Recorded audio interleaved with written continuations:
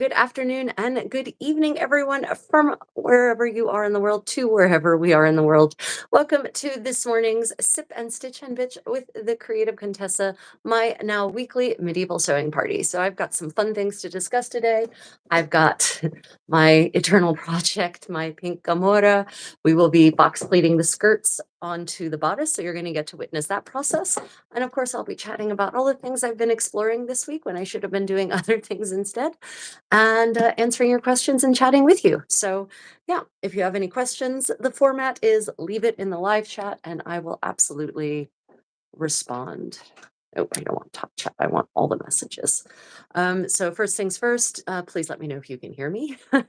That's always really important. And hopefully people will kind of join along as we get going.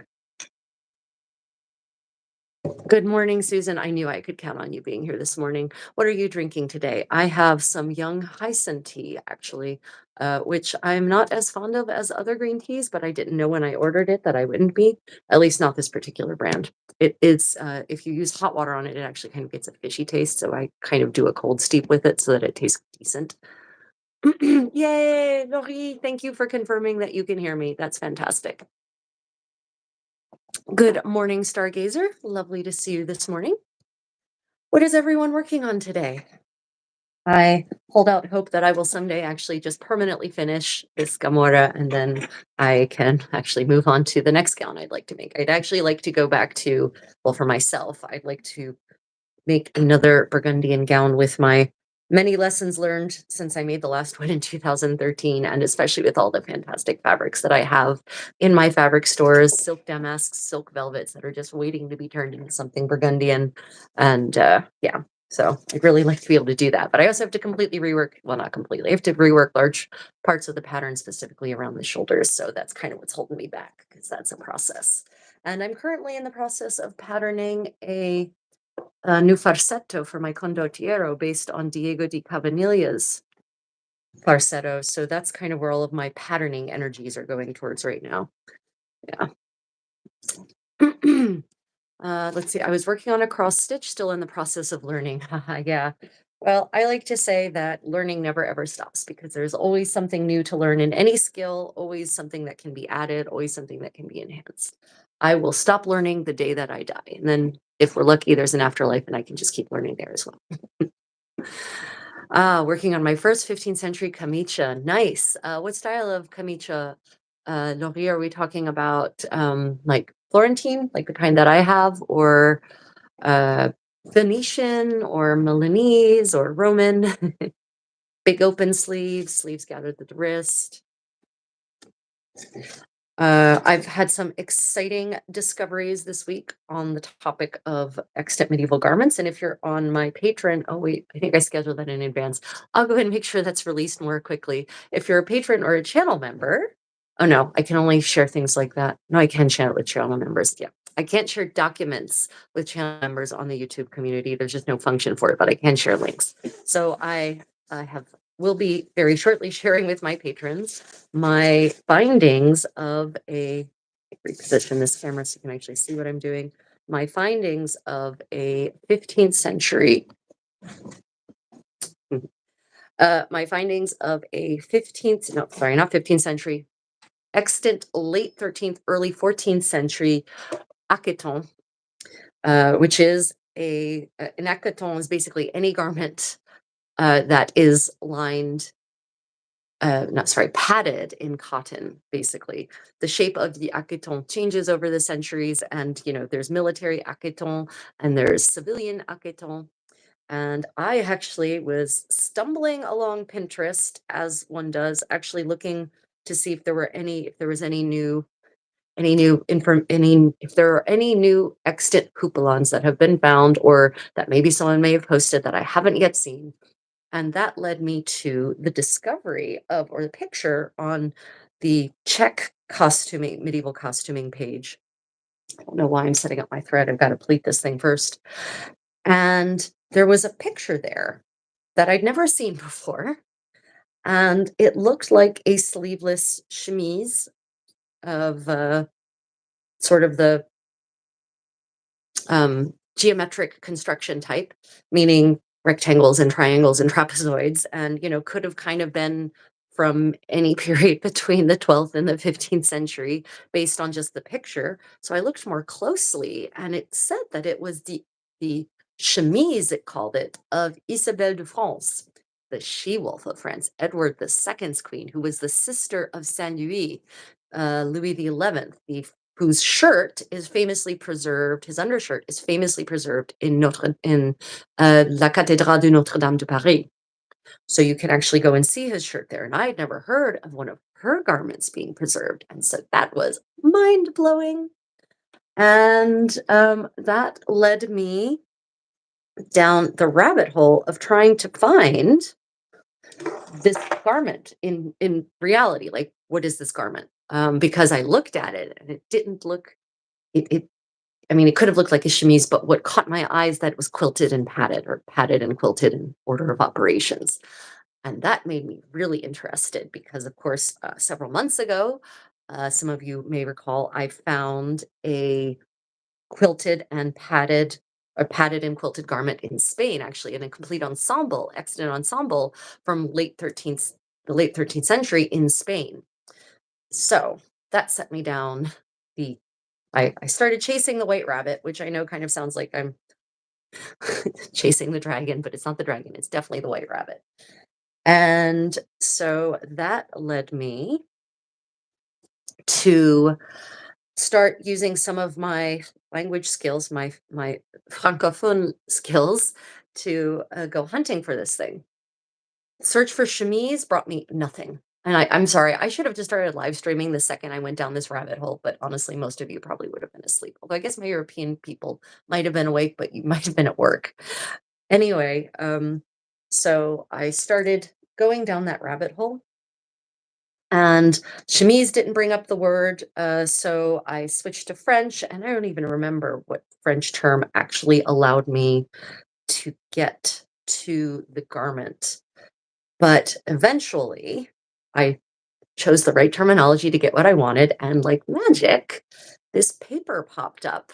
And in the paper, or no, there was a reference. I saw a reference to L'Aqueton d'Isabelle de France.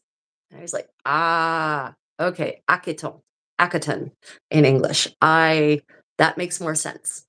Not a chemise, but an Aqueton. So a garment like an Aqueton, this padded garment for civilian purposes, would have been for warmth. You wouldn't have wanted to wear it in the summer. It would have literally been an extra layer, an extra padded layer you would have worn for warmth. Because honestly, for those of you who've ever worn a cloak, like a full cloak, cloaks are not practical if you actually want to accomplish anything in your daily life. They just aren't. They're bulky. They don't move very well. They're designed to keep you warm, but they're not designed to allow you to do anything. And so it makes sense that instead of having a bulky cloak to keep you warm, you would wear some kind of more fitted, more tailored, more ergonomic layer that would help keep you warm. So the idea of an akaton being an insulating layer absolutely makes sense. Therefore, I started the search that way, and that brought me to a paper that has detailed pictures of the extant garment. And now I know why I have never seen this garment before, because it only came out briefly on display back in 2013 or something like that, in an obscure museum in France on a exhibit on clothing in the Middle Ages. And before that, and since then, it has apparently been in storage in the convent of Saint Francois in Paris, which would have been pronounced Saint Francais in the 15th century, but whatever. Anyway, so it's in storage in this convent, and apparently it is not on display very often. That's why I've never seen it before. Because no one goes to this convent. No one takes pictures. No one goes to the treasury. And even if they had, there wouldn't be anything on display in the treasury to take a picture of. So let me get to the chat now and see what I've missed. Let's see. Sometimes in the afterlife, I want to stalk my family. Yeah. Okay. Sorry, my condottiero just communicated with me via writing on a paper bag. It's a pretty old school method. Yeah, pretty old. Found your beeswax, I see. Yes, not only did we find this little thing of beeswax, we found the full ring of beeswax. We just had to dig around hard enough. That's all we did. And even though this beeswax is now 20 years old or more, it's still supple, warms up nicely in the hand, still very good for waxing thread. And this is what beeswax looks like when not much has been done to it. I mean, it's maybe been filtered a little bit, like the chunks have been taken out, but you'll notice it's not a particularly bright yellow color. um, Let me see. Attempting a Florentine camicia, the research seemed easier for a beginner. Yeah, Lori, I have to say, yeah, a Florentine camicia is pretty easy. I mean, yeah, it's the problem, of course. Uh, Problem. This is a strong statement with 15th century Florentine garments, undergarments in particular, is that we don't actually have an extant, um, any extant. Okay, we do. Apparently, there are some extant 15th century camice or camice parts in a private collection in a castle somewhere in Italy. And Swedish acquaintance of mine has actually had a chance to look at them, but she wasn't given permission to publish her findings, apparently, and wasn't given permission to publish pictures of them. So that's frustrating. Yeah. Otherwise, Laurie, if you have not already looked back through my Patreon, I posted a whole bunch of Beatrice Nutz's papers on the extant shirts, 15th century shirts that were found in Langberg Castle. And I would look to those as an example of extant 15th century pleating and finishing techniques around the neckline, for instance, and also for the stitches. And, God knows she got on me. Beatrice Nutz, she is not a nice person, by the way. At least she was not been very nice to me. She got on my case about how dare you use 15th century Austrian garments to inform your recreation of 15th century Italian garments. Like, Austria and Italy aren't literally right next to each other, first off. Second off, in the absence of 15th century Italian garments that can inform me and of construction methods, it's best to use some closer extant garment to do so. So I feel using an Austrian garment, Austria being right next to Italy and Florence being part of northern Italy, it should be okay to use that as a frame of reference until we find better extant garments from 15th century Italy that are closer to Florence or give us different information. Until that point, I feel using the Langberg shirts is a perfectly reasonable and acceptable uh, application of historical garments. So that's where I am on that. Have I completed any projects lately? Stargazer asks. Well, that's a very good question. Um, I finished a bunch of repairs which needed to be done. So in that sense, yes. And I had finished this Gamora that I'm now repleating, but upon wearing, realized that the skirts were too long, needed to be shortened. So I had to separate the skirt from the bodice and shorten the skirts and also redo the hemming on the bodice a little bit. You can see there's more of it now. You can see where the old fold was and you can see where the new fold is. So there's a more solid foundation to which to attach the skirts. So I'm reworking this one. Otherwise, lately is relative, I guess. I have in this last year finished a couple of major projects. I finished my blue silk damask Giornea, which had been in the works for 5 years. And what else had I finished, Hanson? I feel like, oh, I finished this smock that I'm wearing now. I have finished in the last year. The problem is when you hand sew things, it takes a long time to finish things, especially if you have other things going on in your life, like content creation. Video editing takes an immense amount of time. I don't think people don't realize that every finished, polished video I create generally takes at least 50 to 100 hours of work, all total. So that takes a lot of time. And of course, just hand sewing everything means it's going to take more time. Just no two ways about it. So, oh yeah, my condottiero though has had a much higher rate of productivity by virtue of working on smaller projects. So my condottiero made a 15th century style pouch and is actually teaching workshops on it. We're thinking of actually making that into an online class for anyone who might. He's shaking his head no, but we'll see. Anyway. Anyway, yeah, so my condottiero made that pouch, and then he is working on a new pair of pianelle for me. So these are more practical than the extant ones I have, which are much more platformed. I'm hoping that these will serve better on rougher terrain, like, at events where we don't have flat surfaces all the time. Um, so these need to be neatened up a little bit. But yeah, so he's finished the first one basically, and now we're just moving on to the second one. Gonna try and finish the second one in the next week. Yeah, we'd like to have this for my trip back to the US where I'll be doing a bunch of medieval living history stuff. So let me see. Is the shirt still in the Cathedral de Notre Dame? I don't actually it's a good question. Susan asks if Saint Louis' shirt is still in the cathedral. They've restored the cathedral, so if it had been removed, I don't actually know what happened to the treasury because it was in the treasury. I don't know what they did with the treasury collection. I mean, it wasn't damaged. It survived. No panic there, guys. Still exists. I'm assuming that the treasury's been reopened now and that the shirt is once more on display, but that's a big assumption on my part. I actually haven't looked into it. As part of my plans to do my Creative Contessa guided extant medieval garment tours of Europe, I do need to look into that though, because when we go to France, that will obviously be one of our stops. Your pronunciation is very good. I struggle with pronouncing things like that. French was one of the languages I studied in part of my translation degree, and I literally took a whole semester of French phonetics. Every day I stared at the mirror and made weird faces while pronouncing all of the different sounds. So I actually know how to pronounce all those different stupid "e" in French. The accent aigu, accent grave, sans accent, AI.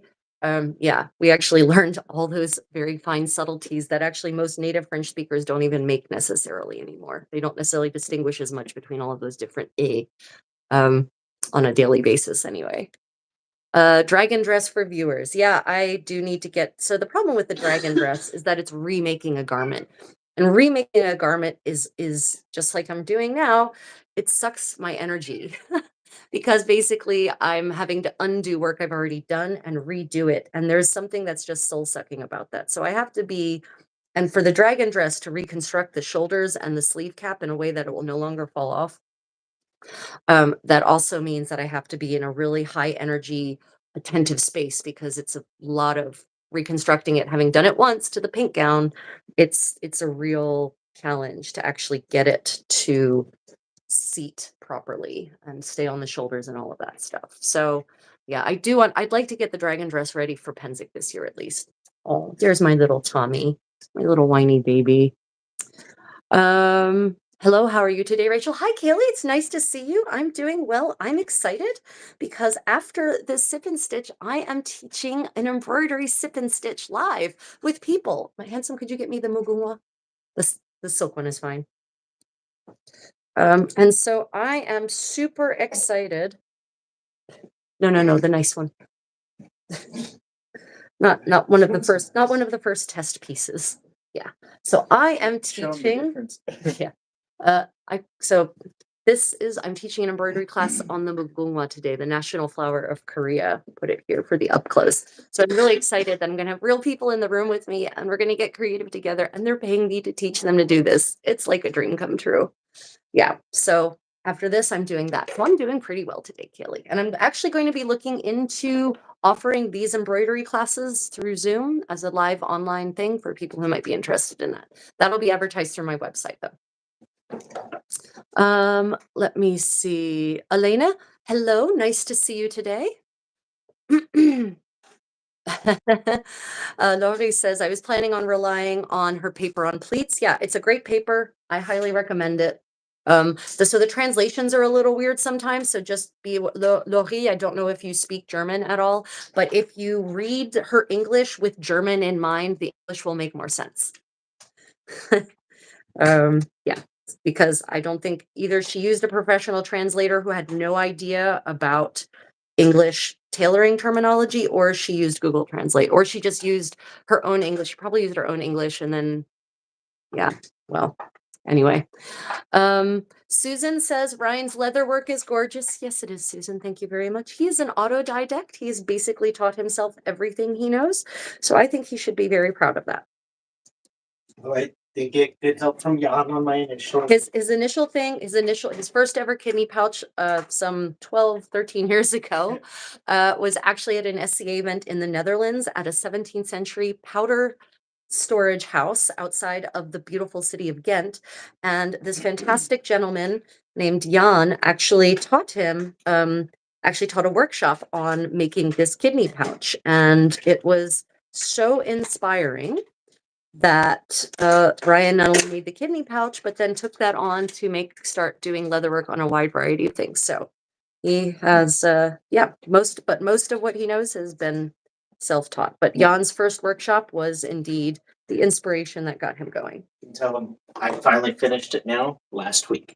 Yeah, so this was his first one ever, and he finally finished it last week by adding a buckle. And actually, it's not even finished because it still needs the drawstrings on the little pouches. You didn't have to show him that part. You have the microphone on? I just the microphone doesn't always work. It makes clicky noises and whatnot because God knows why. Yeah. Yeah.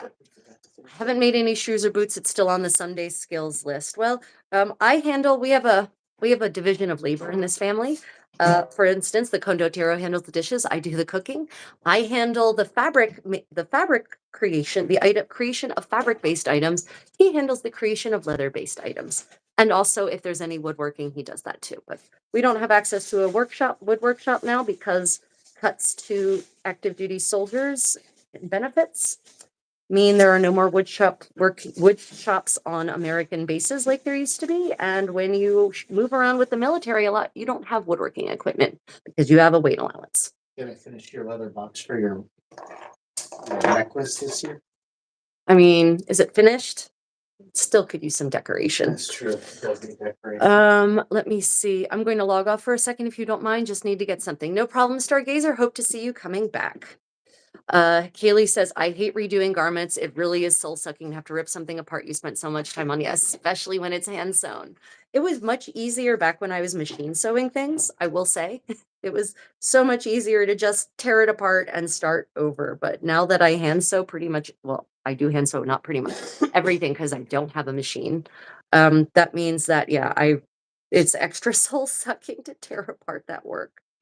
Because I can literally calculate the hours that I'm undoing, the hours of my life that are now being undone, basically. Yeah. Embroidery is gorgeous. Thank you, Susan. It is I have to say, it was my own design, that one, and I'm very proud of how that one turned out. Let me see. The mirror trick was one missing thing at the Middlebury Summer Intensive I went to. 5 hours per day in the listening lab repeating baby sounds. But the added power of video in a mirror would be awesome. Yeah. Yeah. So talking about French pronunciation. So the pronunciation professor I had at the University of Delaware for French, she was native. She was French Israeli. She was born in Israel, but she grew up in France. And her family was dual citizens. And she was an excellent professor. And she literally told us every day you need to go and stare in the mirror. And we actually, looked at pictures of the position where your tongue should be and your lips and your teeth. And, she taught us where all those things needed to be and then said, go stare in a mirror. And I hate looking in mirrors, by the way. I do not like looking in mirrors at all. And so that was a bit of torture. Let me see. Where will you be when I come to the States? I am flying into, where am I flying into? Washington. I'm flying into DC, and then I'm going to Oklahoma for a 4-day immersive 14th, 15th century event called The Companion of the Chateau at Turner Falls, Oklahoma. And then I'm going back to Delaware to visit family. And then I'm going down to Selma, Alabama, because I've been hired to lead dancing at a new Renaissance fair that is being run there. And then I'm going back to the US or back to Korea as soon as I can. But I'm coming back to Canada in the first weekend in May to teach a variety of things, including dance, at Avical's Kingdom University in Edmonton. So if you wanna see me live, there's a couple of options you can do that. I should actually come up with a calendar of places I'm going where people can find me if they want to attend the respective events, because none of these engagements are actually private. Anyone can attend if they register and pay. So, yeah, that's where I will be. Let me see. Joshua, hello, nice to see you again. Laurie says, I did study German for 2 years, but unfortunately I've forgotten most of it. Thanks for the tip. I get what you mean by German structure with English words. Yep. Just keep that in mind, and a lot of things will suddenly make sense. Let me see. Elena says, I'm in the weeds with a fiber arts translation gig as well. It's an academic paper on Yoruba weaving techniques. Oh, nice. That's yeah, so it's funny. People don't understand that translation is not just Elena does, obviously. That translation is not just a question of plop it, you know, of pick and play. You don't just have a word in French and then swap in a word in English. You actually have to understand what is happening in the entire sentence or paragraph or paper. You have to understand the techniques that are being discussed. Then you actually have to know the specialized terminology, and then you can do a translation. So you can always tell when people have done translations who don't understand the content matter, actually. And you can always tell if they're not, almost always, like 90% of the time, I can tell if it was not a native speaker who did the translation. So, yeah. So, just so everyone knows, I am doing what's called box pleating, and you can kind of see why it's called box pleating. You get these little boxes. And you can see that because of the nature of the wool, it's very three-dimensional. And that's why I'm putting multiple pins, because one pin does not get through all these layers at all. So I'm actually pinning each layer to itself, basically. And then I'm going to whip stitch it all in place. And the whip stitching will be not too deep, but it's going to have to be deep enough to make sure that I get all the layers and the interlining, the lining and interlining in the shell, etc. Yep. Let me see. Hope I can nail down some of the trickier technical terms soon. Yeah. Elena, what kind of weaving are we talking? A warp weighted loom, um, lap loom, uh, uh, damn it, the word for the no, I only have German stuck in my head. Anyway, what kind of loom is it? What kind of loom do they use, or do they not use a loom at all? Actually, let me see. Question: Are you from the 1800s? No. What you see here is a 15th century ensemble. I know a lot of people think they see this coif, this winged coif, and they think it's like a milkmaid or 18th century. No, this is extremely 15th century. In fact, the 15th century is the first time I can recall seeing this style of headdress on a woman in Europe. So, yeah. Doth thou often seweth while streaming liveth? I do indeed, good SB. This is a weekly event, my weekly sewing party, and I might actually start doing some more pop-up sewing parties so that just when I happen to be sewing, sitting and sewing, I'll just start streaming. But this is a more organized one where I actually plan things to discuss while I'm sewing. But yeah, this is a weekly function. And I encourage everyone to participate and bring your own project or not, bring your own beverage or not, and join in and chat. Wow, I wish I'd had a good French professor like that. I finally got a new native speaking French professor who was the new head of the department, who was miserable. Oh, I'm sorry. No, University of Delaware, people like to talk about Ivy Leagues, but I will tell you that I had an excellent education from the University of Delaware. My professors were all, without a question, top notch. And my language professors were top notch. My history professors, my psychology, um, calculus, science, whatever, chemistry, biology, whatever it was, they were all top notch. We had excellent discussions. They were very erudite, very motivated, very energetic about teaching their subject. So, yeah, my University of Delaware education was a good one. And that's all thanks to my father, who funded what my scholarships did not.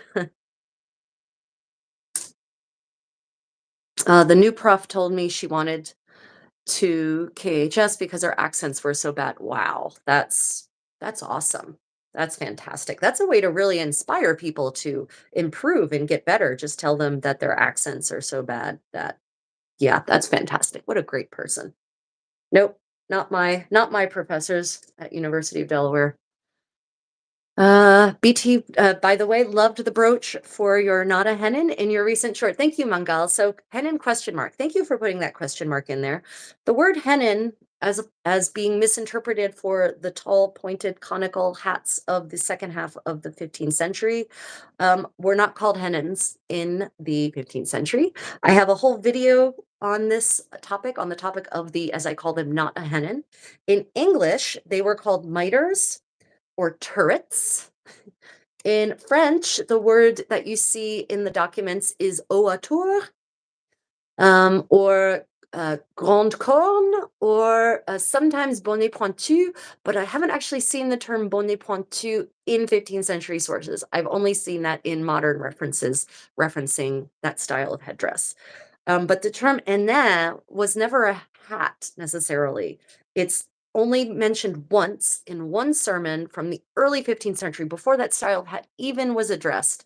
And it talks about the preacher who's sermonizing against the excesses of women's fashions encourages young lads in the city to chase after women wearing this particular kind of headdress, shouting at them shamefully, "Oena, Oena," which is not, that's it. That's the single reference. And there was a Victorian historian who got a hold of that in the 19th century and just ran with it. So they aren't called hennins. That's why I refer to it jokingly as not a hennin, because obviously modern people think of it as being that, but that's not what the word was for it in the Middle Ages. So yeah. Yeah, turrets. Yeah, because it looks like a tower on your head, right? Especially the earlier ones that are less pointy and more conical all the way up. Conical. No, tubular. More tubular all the way up instead of conical. Yeah. Damn, look, thank you, Blue. Thank you. Yeah, Victorian, but the Victorians did a lot of really, especially the antiquarians. We owe so much to Victorian era antiquarians all across Europe, not just in England. They really went, because these people were generally well-heeled and had lots of time on their hands and interest. They went into the archives, they found manuscripts and um well, mostly manuscripts, actually. They found manuscripts and even some print works, but they transcribed them, they translated them, and they published that. So these antiquarian societies of the 19th century, we owe so much to, because it means that we who are interested in medieval living history don't necessarily have to be masters of every kind of paleography. And now that those books that were published in the 19th century of the transcriptions are being digitized, it's even easier than ever to get an understanding of a real understanding of historical clothing. Nice box pleats. What are you working on today? Thank you, Joshua. I am indeed box pleating, well observed. I am once more hopefully finally finishing really just forever and never having to remake anything again, my pink Gamora. So I took off, the skirts were too long. They went, like, they dragged a little bit on the ground, so it didn't have the right profile, and it was a pain in the ass to move in with when wearing a choppa or a jornea. And if you look at all the pictures of gamore from the 1470s and 80s, when you can actually see how far down they come to the tops of the feet, or like just above the floor. They don't drag on the floor. Dragging on the floor is in an earlier period before they had the kind of chope that we have in the 1480s. Anyway, that meant I had to detach the bodice, uh, hem the skirts up a little more deeply like this, bring the bodice up a little bit like this, and now I'm reattaching the skirt. So here's hoping this is the final thing I have to do. I have already moved and reattached the lacing rings to be where they will need to be on the garment. And then once I actually get the skirts attached, if I'm finally happy with it, I'm going to go ahead and actually put lacing rings down the front of the skirt too, which there aren't right now, but there should be. Because if you look at gamore from the 15th century in various parts of Italy, when you have the luxury of actually seeing how far down the entirety of the lacing, invariably the lacing always goes all the way past the waist down to the opening in the skirt. for, modesty's sake. And you can actually see in some immodest representations of young people interacting in springtime, for example, the Triumph of Venus, that the lacing has been undone from the bottom so that a certain gentleman can get his hand in a certain place. And so I have actually never taken the time to put the lacing on the opening in the skirts, either lacing holes or lacing rings, but I'm going to finally do that because it really should be. There should be. Those should be laced shut, not just kind of left to stay shut by virtue of the bodice being laced shut. Let me see. I'd like to see the unruly lads running after Duchess Margaret and their punishment. Yeah. Well, the indeed Margaret lived wasn't even born until 50 years 50, yeah, until like 45 years after this chronicle. So that even lends double credence to the idea that the one reference that we have of Ene does not refer to the pointed hat. It didn't exist yet. But yeah, uh, Madame la Grande would have had a field day with them, and probably also with that particular preacher. Um, let me see. Let me see. The weaving style is called asso ofi or asso oke, and it does involve a loom. My knowledge of weaving is super basic and low level. Oh, yeah, yeah, yeah. See, it makes it really hard to translate things if you don't understand the basics. Yeah, yeah, that is challenging. When I was working for a pharmaceutical company, I had to teach myself a whole lot about pharmaceuticals. I will say that it was not easy. Let's see. What other comments do we have? Have you tried it on to make sure it fits and isn't it too short? I have tried it on. I mean, I've tried it on as much as I can. I put the bodice on, I put the skirts on and use my hands to align them.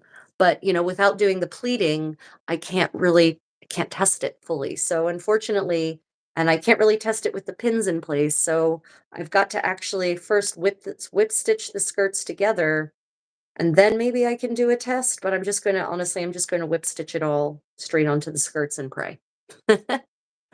Let's see. There are heddles and a rock for weight, but I'm not clear if it's floppy heddles. I think maybe yes. Oh, so rigid heddles are sort of historically more older. So moving the mobile heddle is a more recent development, as far as I understand.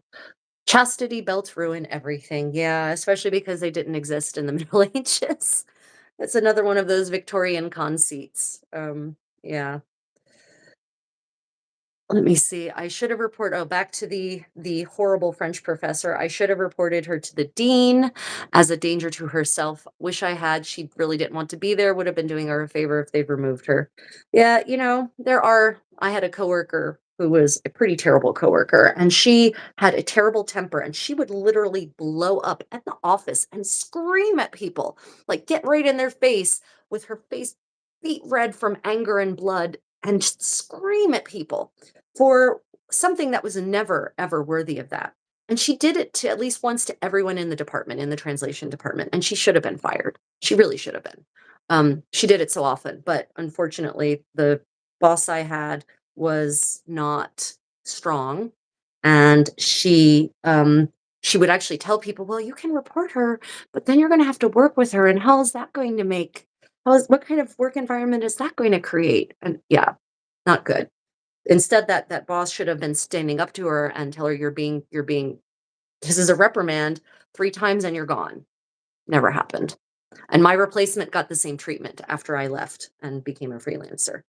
So, yeah, sometimes it really is often best to report these things and not just let them go. But, in hindsight, I should have pushed it. I was new in that kind of work environment, and I had no idea about things like that. And I just went with the flow on what other people were doing, i.e., not reporting her. And of course, I felt like I deserved it. Like I obviously did something that deserved being screamed at the top of, and abused vilely in that way. Um, Yeah, like I clearly deserved that. And that's what I thought. So I just let it go. And I totally did the whole, "Oh, I'm sorry. This is my fault. I should have been better at communicating." Um, you know, she gave me a very cold apology, one that I don't think was sincere in retrospect. Anyway, all in the past. There it is. Things I know now. If I'd known them then, my life would have turned out completely different, but then I wouldn't be the person I am today. The paradox of time travel.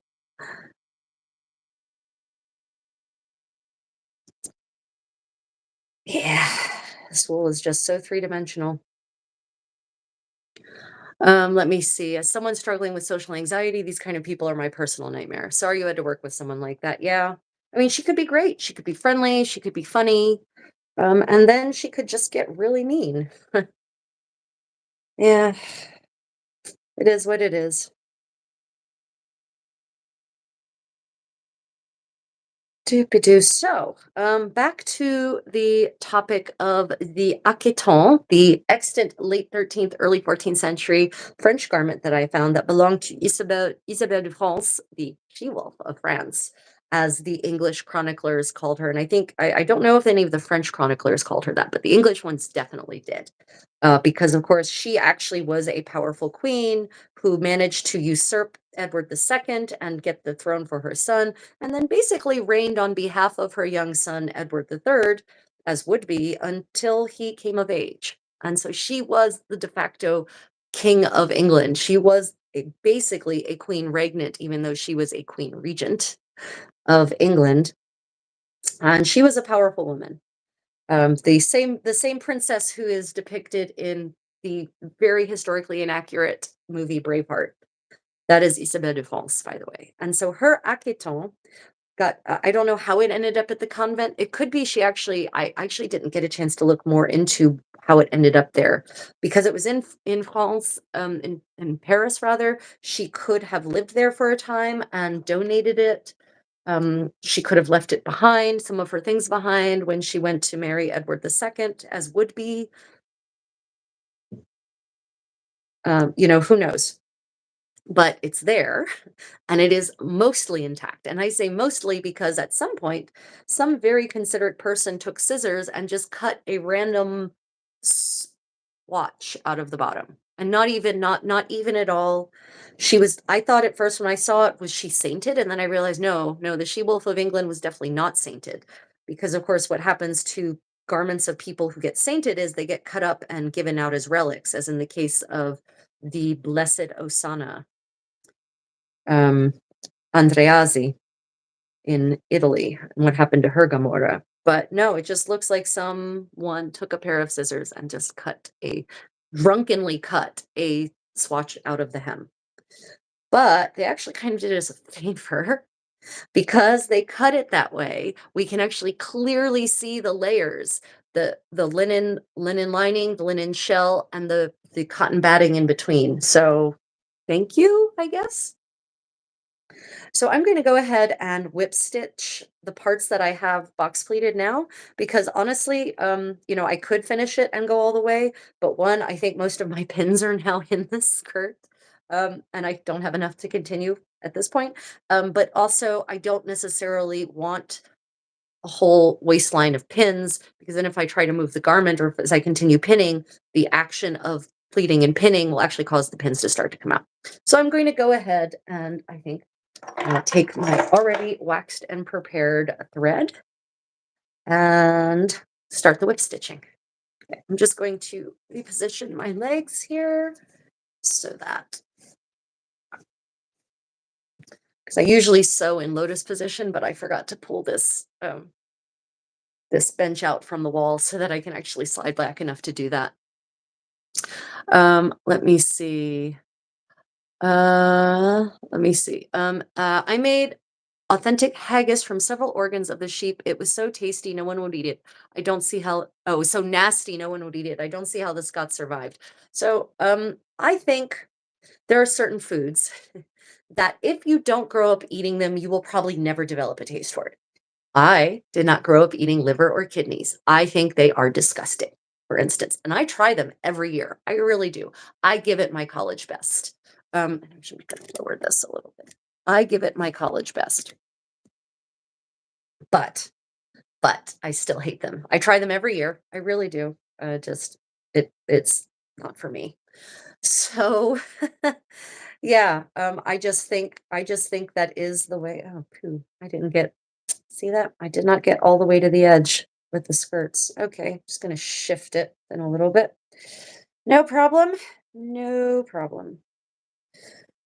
So, haggis, yeah, haggis is a hard sell. But for people who grew up eating it, I think it's fine. I think they like it, possibly even. But if you don't grow up eating it, it's like I don't like fishy fish. I did not grow up eating fish that has a really fishy flavor, for instance. But I know I have Korean friends especially who love the fishy fishes. I do not. If it tastes fishy, I generally won't eat it. Um, um, Mangal says, "I recall she was a pretty good ruler." Yeah, she gets maligned after her son takes power, but if you actually look at what she did as a ruler, she was a good ruler. They say she was controlled by Roger Mortimer, by her lover, and I don't think so. I don't think so at all. That is not the impression I get. I think they were partners, but I think she was a driving force behind a lot of things. But, as always, the victor writes the history, right? So she does get maligned. And I don't think it actually reflects the reality of what was happening. Thank God I'm Irish and we had ham and cabbage. Yeah. It's funny. People have problems imagining a lot of their national cuisines, in Europe specifically, a lot of their national cuisines without things like potatoes, especially in Ireland. But, in medieval Europe, they did not have potatoes. And and they didn't, even though, they came over as part of the Columbian exchange, they didn't really make it into regular cuisine until like the end of the 16th or end of the 17th, early 18th century. Same thing for tomatoes. Um, are you going to whip stitch those pleats with silk thread? Yes, I am. I am. A lot of the upper class garments that we have, the inside seams are often sewn with silk thread. And that makes sense. It's a superior thread to linen. Especially if you're not going to launder it, because remember that silk as a fiber is an animal fiber, and animal fibers are weakened by water, whereas cellulose plant-based fibers are not.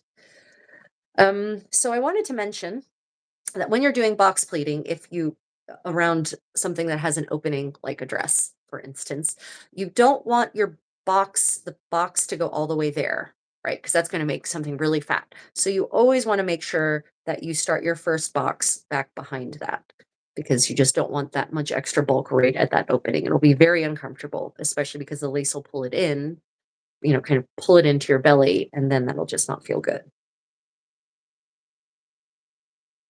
Mhm.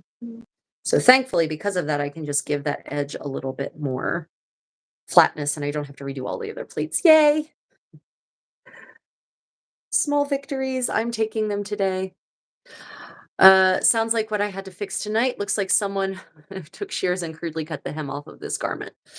Yeah, Joshua, what are you fixing? Was it something that you bought, like a secondhand garment? Hopefully secondhand and not firsthand with a crudely cut hem. What is it you're fixing tonight? Uh, Ms. Miss Megan Beckett says, did they have turnip and rutabaga and parsnips? Yes. Yes, they did. So there were root vegetables for certain and starchy-ish root vegetables, although of course none of those are as starchy as the modern potato. But a lot of potatoes have actually, as far as I understand, have been selectively bred over the last several centuries to increase their starch content. And make them therefore tastier, as we find. Yeah, so yeah, pernips, the monster offspring of turnips and parsnips. No, turnips, parsnips, and rutabagas are absolutely a medieval thing, and they had them and they used them, but for the most part, you don't see them in recipes aimed at the wealthy. It was actually the lower classes who were eating healthier and eating things like root vegetables, and the upper classes were eating what I call the gout plus diet, which means lots and lots of meat, lots of white bread, and drinking, of course, lots of beer and wine and ale, depending on where you were. And they were literally setting themselves up for gout. Whereas the lower classes in the later Middle Ages, earlier Middle Ages is a different situation. Later Middle Ages, we're talking 14th, 15th century. Meanwhile, the lower classes are eating lots of pottages, so lots of vegetables in season, whatever happens to be fresh. So yeah, but they did have parsnips, they did have turnips, they did have rutabagas, and there is even a recipe called armored turnips. That is a noble dish, and that's pretty damn delicious because you actually basically it's like lasagna with turnips. You actually take your turnips, you roast them, you slice them, and then you layer them with cheese and cinnamon, and then you bake it, and that's super delicious. Okay, so I'm just going to go ahead and anchor this. I should have done an anchor stitch first. This is what happens when I talk and think and sew at the same time, apparently. Talking of bellies, that damask belt with the two-prong massive buckle on uh in my short is gorgeous. Thank you, Mongol. So he's talking about my wide, quote unquote, Burgundian belt. Yeah, so that is, for those who don't know, I have a project vlog on making that belt. I actually started making it on Queen Elizabeth, on our Queen Victoria, Cunard, one of the Cunard cruise ships during our voyage, one of our, I think, our Canary Island voyage. Um, and yeah, so that is based on, the portraits that we have from many, many actual portraits, not just religious artwork, portraits of ladies from the 1470s and 1480s. And that is a particularly fine piece. The buckle, the harness, the harness as it's called in 15th century sources, the metal bits are done by Armor and Castings. And yeah, we put it together ourselves. So it has a leather interior to provide extra strength, and then the silk damask exterior. Yeah, she's a nice piece. I'm really happy with that belt. Let me see. What exactly are neeps? I'm wondering. Neeps. Did I say neep? Did the word neep come out of my mouth? If so, I don't know. It didn't. I didn't mean to say neeps. Parsnips and turnips. Joshua Nichols. I'm fixing a sari that has an older pattern from 1900. I'm wearing it to a gala dinner on the 23rd. Oh, nice. Nice. That sounds lovely. Um, Mongol says, I shall try that recipe. Yeah. Armored turnips is what it's called. Alina says, I remember reading something historical where someone with new money had written about how they couldn't wait to get that first twinge of gout. I mean, that's pretty funny. That's that's pretty funny. I can appreciate that. Okay, so for those of you who are wondering, what I do, my technique for whip stitching on thick pleats like this is first I go through and fix I do whip stitches along the flatter part, the first layer. I go layer by layer. And then I go back and do whip stitches on this part of the pleat to the already affixed layer. So that's how I do box pleating on thick layers. If this were thin, I could get it all in one fell swoop, but I don't want these big stretched out stitches because that's likely to break. And having multiple layers means it's less likely to break. So first we go through and we whip stitch this together, which means I didn't have to actually fix the box pleats yet. That's on me. And I know that, but because I'm chatting with you, I'm also not focusing entirely on what I'm doing. Yeah, I'm going to pull these pins out because that's going to make me crazy as the thread starts catching on those.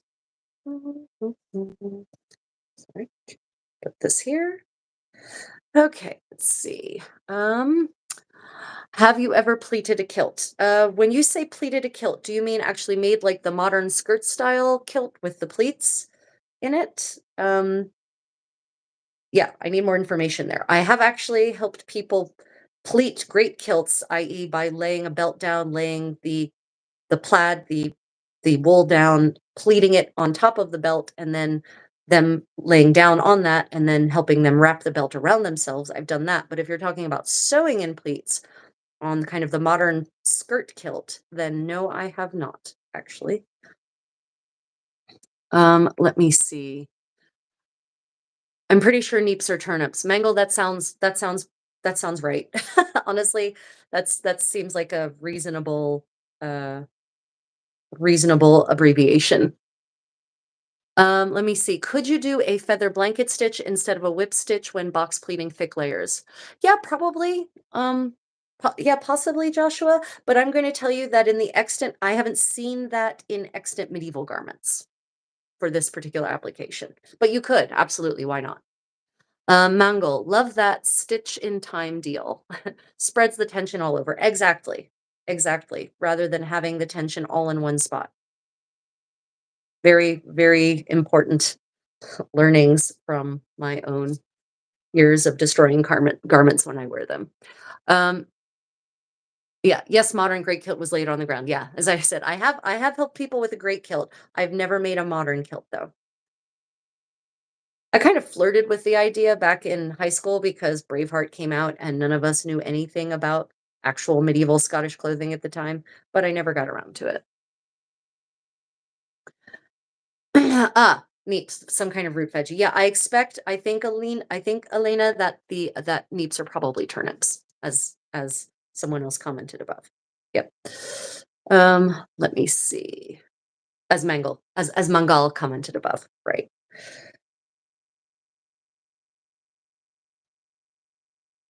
Yep. So back to the Akatan that I discovered.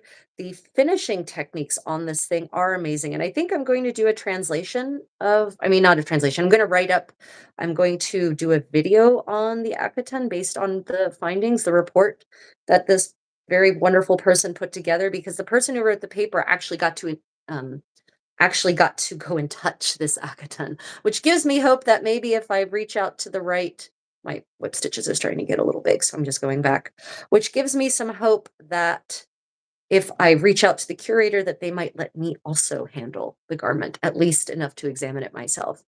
And if I bring a small group of dedicated historical fashionistas, that maybe we can all look at it together, or at least look at them handling it together in person. Anyway, um, the finishing techniques on this thing are very, very, very similar to the finishing techniques on Saint Louis' shirt in Notre Dame de Paris. And especially the neckline finishing is very interesting because they take a strip of fabric, not bias cut, by the way, it's cut on the grain, and they do a facing is not the word. Wow, the word just flew out of my head.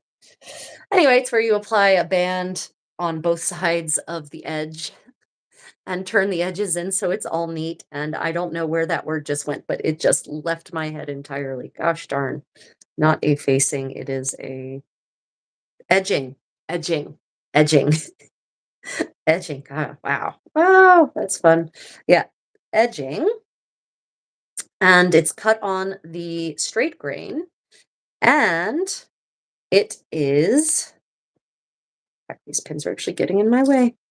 And it actually is continued finished by bringing the ends of the edging to the outside and turning them under and crossing them over so that the inside is actually not quite as neatly finished as we might like, but the outside is very neatly finished. And the pieces are actually made, they're quilted separately, and then they are whip stitched together. But it's interesting because the edges of the central pieces, rather than the triangular side gores, the trapezoidal center pieces, the padding, the cotton padding is actually specifically left out of the edges where the seams go for about 1.5 to 2 centimeters. So this gives you a nice, easy to work with flat edge for seaming. But on the side gores, the padding does go all the way to the edges. So what this allows is for the gores, the triangular gores to be whip stitched to the trapezoidal center pieces, and then that extra bit, leaving that extra seam allowance, the seam allowance is then turned under on the inside so that all raw edges are captured. So from the front, you can see little tiny whip stitches, but on the inside, there's this neatly turned felled seam and no bulk around the seam because there's only that one layer of cotton padding, not two, where the edges meet. So I thought that was a really neat note on technique that I will be applying when I put together the condottieros. Probably I will be applying when I put together the condottieros farsetto because we don't have those neither of the two extant farsetti are intact enough to really tell how the edges are done and how far the padding went and that sort of thing. They're not nearly as God, this garment is so beautifully intact. My God, how it survived this way. My mouth started watering when I saw it. I'll be honest. That's the kind of person I am. See a perfectly intact pre 1500 garment, and you know, just like a Pavlovian dog, you might as well ring that bell. Let me see. Oh goodness. Okay, I got out the darning loom and actually used it for the first time since buying it on Etsy. Then I found the instructions. Nice. Results unclear. Second spot I darned without the loom. Oh goodness, yeah. That's how I approach a lot of things too. Do first, find instructions later. Um oh, yeah. Let's see. I've got to make sure. Now, the thing I have to make sure I do on these whip stitches when I'm doing it, when I'm capturing the bottom of the bodice, is that I make sure I get through not just the pink wool, but the lining, the white interlining, which you can't see, and the blue lining. Because otherwise, it just puts all the strain of the skirts on just that relatively thin layer of wool instead of through the whole thing. I Pinterested Isabelle de France Aquitaine and got a chemise that might have been Isabella la Católica's. Well, that's interesting. Pinterest. Well done. That might have been interesting, Susan. There's a lot of extant Spanish garments because the climate in Spain with it's dry, is very good at preserving garments. And they also, apparently, there was a much more common practice of interring people in garments instead of in burial shroud or just a burial shroud, which means that when you open these tombs, you find these garments. A longtime lurker, I adore hand sewing. I got my first machine this year and still prefer to go by hand. Yeah, I definitely prefer by hand also. Um, Nasturtium. I like the feel of the fabric. I like the tactile sensation of the needle going through all the layers. I like seeing the garment slowly kind of build on itself, all of that. And also the advantage of hand sewing. All questions of authenticity of machine versus hand sewing aside, is that I can take a project with me when I travel, and I travel a lot. Often to teach medieval dance and other medieval skills in other places. So, what that means is that if I want to actually get projects done, they have to be mobile. I cannot be bound to the requirements of a sewing machine if I ever want to get anything done. That being said, I guess if I had a sewing machine at home, I could probably get it done before I hit the road. But that's not the point. I love hand sewing also. I don't even know what a rutabaga is other than a turnip-shaped root veggie with a yeah. So I grew up my father loves rutabagas, so I grew up with rutabagas. They often ended up in our, uh, farina dumpling chicken soup that we made on weekends, especially in the wintertime. So, yeah, it's kind of a yellow orangish-ish, root vegetable, not anything as starchy as a potato, much more solid. And kind of more watery. Yeah, not and it's got a very distinctive flavor. You would never mistake it for a potato, ever. And the smell is not necessarily great when it's cooking, but it's fine when you eat it. Contessa, how small are your stitches when you sew these period garments? So, it depends on that's a good question. It depends on the part of the garment that I'm sewing and what that section will be subject to. So often stitches are a couple of millimeters, maybe 2 to 4. Um, you don't ever want to make, and that reflects period practice in if you look at the extant garments. You don't ever want to make your stitches too small and too tight because because if you actually wear a garment, if you never wear a garment, it doesn't matter. But if you actually wear a garment and use it the way medieval people did and say dance in said garment, then you will expose that garment to strains and stresses. Perhaps someone will not a casual mention, step on the hem of your skirt while you're dancing away. And if your stitches are too tight, the seam will not rip. The fabric will. So I never make my stitches too tight or too small because I definitely want the stitches to rip. I don't want the fabric to rip. So usually 2 to 4 millimeters is kind of what I aim for. Um, Depends on the fabric in question, the nature of the fabric depends on the spot, but yeah, generally that. When I'm doing things like top stitching, I'll make that smaller because I do like small top stitches. But if it's especially if it's on areas of high traffic, I don't want them too small. You don't want them too big. 2 to 4 not centimeters, 2 to 4 millimeters seems to be the way to go. Okay, must rethread needle. Um, Edging or casing. Thank you, Alina. That was the other word, casing. Casing. Yeah, edging and casing. Really appreciate it. Oh, thank you, Alina, for reminding everyone to click the like button. Oh, I appreciate that. Yeah, click the like button, everyone, if you're enjoying this. Please do. And once it posts, if you have the opportunity, to take the time to just leave an emoji in the comments under the published video after the live stream, engagement really promotes the channel, et cetera, et cetera. I hate that that is the ecosystem in which I have to operate, but there it is. The almighty algorithm is all. And I do actually have this exact thread wound on a nice medieval spool somewhere, but I don't know where it is right now. So sorry, you all are getting the not entirely medievalized sewing kit version of Sip and Stitch today. Uh, Let me see. Did I eat corned beef and cabbage growing up? I ate a lot of cabbage growing up. Um, Not so much corned beef. Yeah, no, that's not true. Yes. Yes, I'm thinking corned beef hash. Sorry. Yes, we did do corned beef and cabbage growing up. My Irish roots are showing. Yeah, I'm people often ask me, they assume I'm from somewhere in Europe when they look at me. And then they assume that I am a ghost because I look like someone from the 15th century or before. And uh then they just get confused, especially because my accent isn't exactly all American. So, but I'm really just a mutt.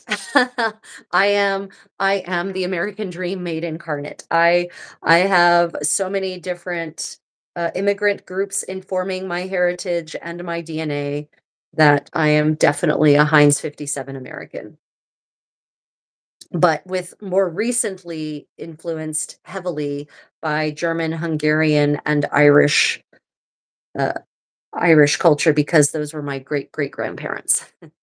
And so a lot of the foodstuffs I grew up eating were the very old family recipes that I've been informed are no longer necessarily eaten in their countries of origin, which is pretty funny, amusing, and interesting. Let me see. So you're only going to sew the pleats to the bodice once. No, so I will sew. Yes, Susan says so you will only sew the pleats to the bodice once. Yes, but I'm doing it in layers. So I'm doing the first row all the way through, and then I'll go and I'll whip stitch the boxes to the first layer. So technically it's going to be twice. There will be 2 layers of sewing. But that's because of the nature of this particular wool, which is very thick and bulky. Well, it's not, it could be way thicker, but it's let me say it has body. Like thick flowing hair from a 1980s shampoo commercial.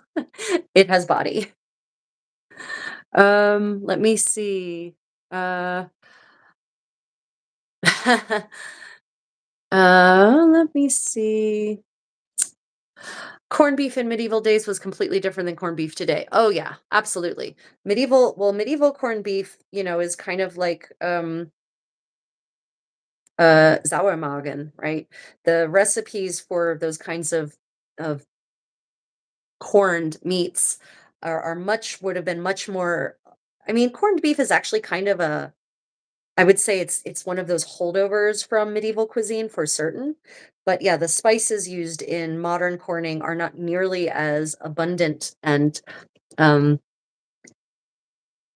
poignant. It's not the word I'm looking for, but deeply fragrant as medieval spices would have been, or the full range of medieval spices in say, a 15th century recipe for curing meat in that manner. A lot more cloves, cubebs, what am I looking with? Other um, cinnamon flowers, that kind of thing. And I do, as I'm whip stitching along, I do go back, and you probably saw me do this a couple of times and I didn't explain it. I always go back every like 5 or 6 stitches and just cross back over what I've already done to kind of act like an interlocker, do kind of an interlocking stitch so that if stitches do come out, it doesn't unwhip all the way. There's kind of a stop, a firewall to prevent complete unravel. Salmon patties sound tasty. Oh yeah, I do love salmon patties. They are so good. I kind of gave up grain a long time ago, and so I have a lot of recipes for patties and whatnot that would normally have involved grain, and my recipes are grain free. And what I found out once I started cutting the grain from my diet in general is that I actually prefer I prefer things like meatballs and patties without the grain in it, because grain actually, in what I came to discover, gives it a kind of mushy, dull flavor. But if you don't have the grain dullifying the flavor, then it's much richer and brighter.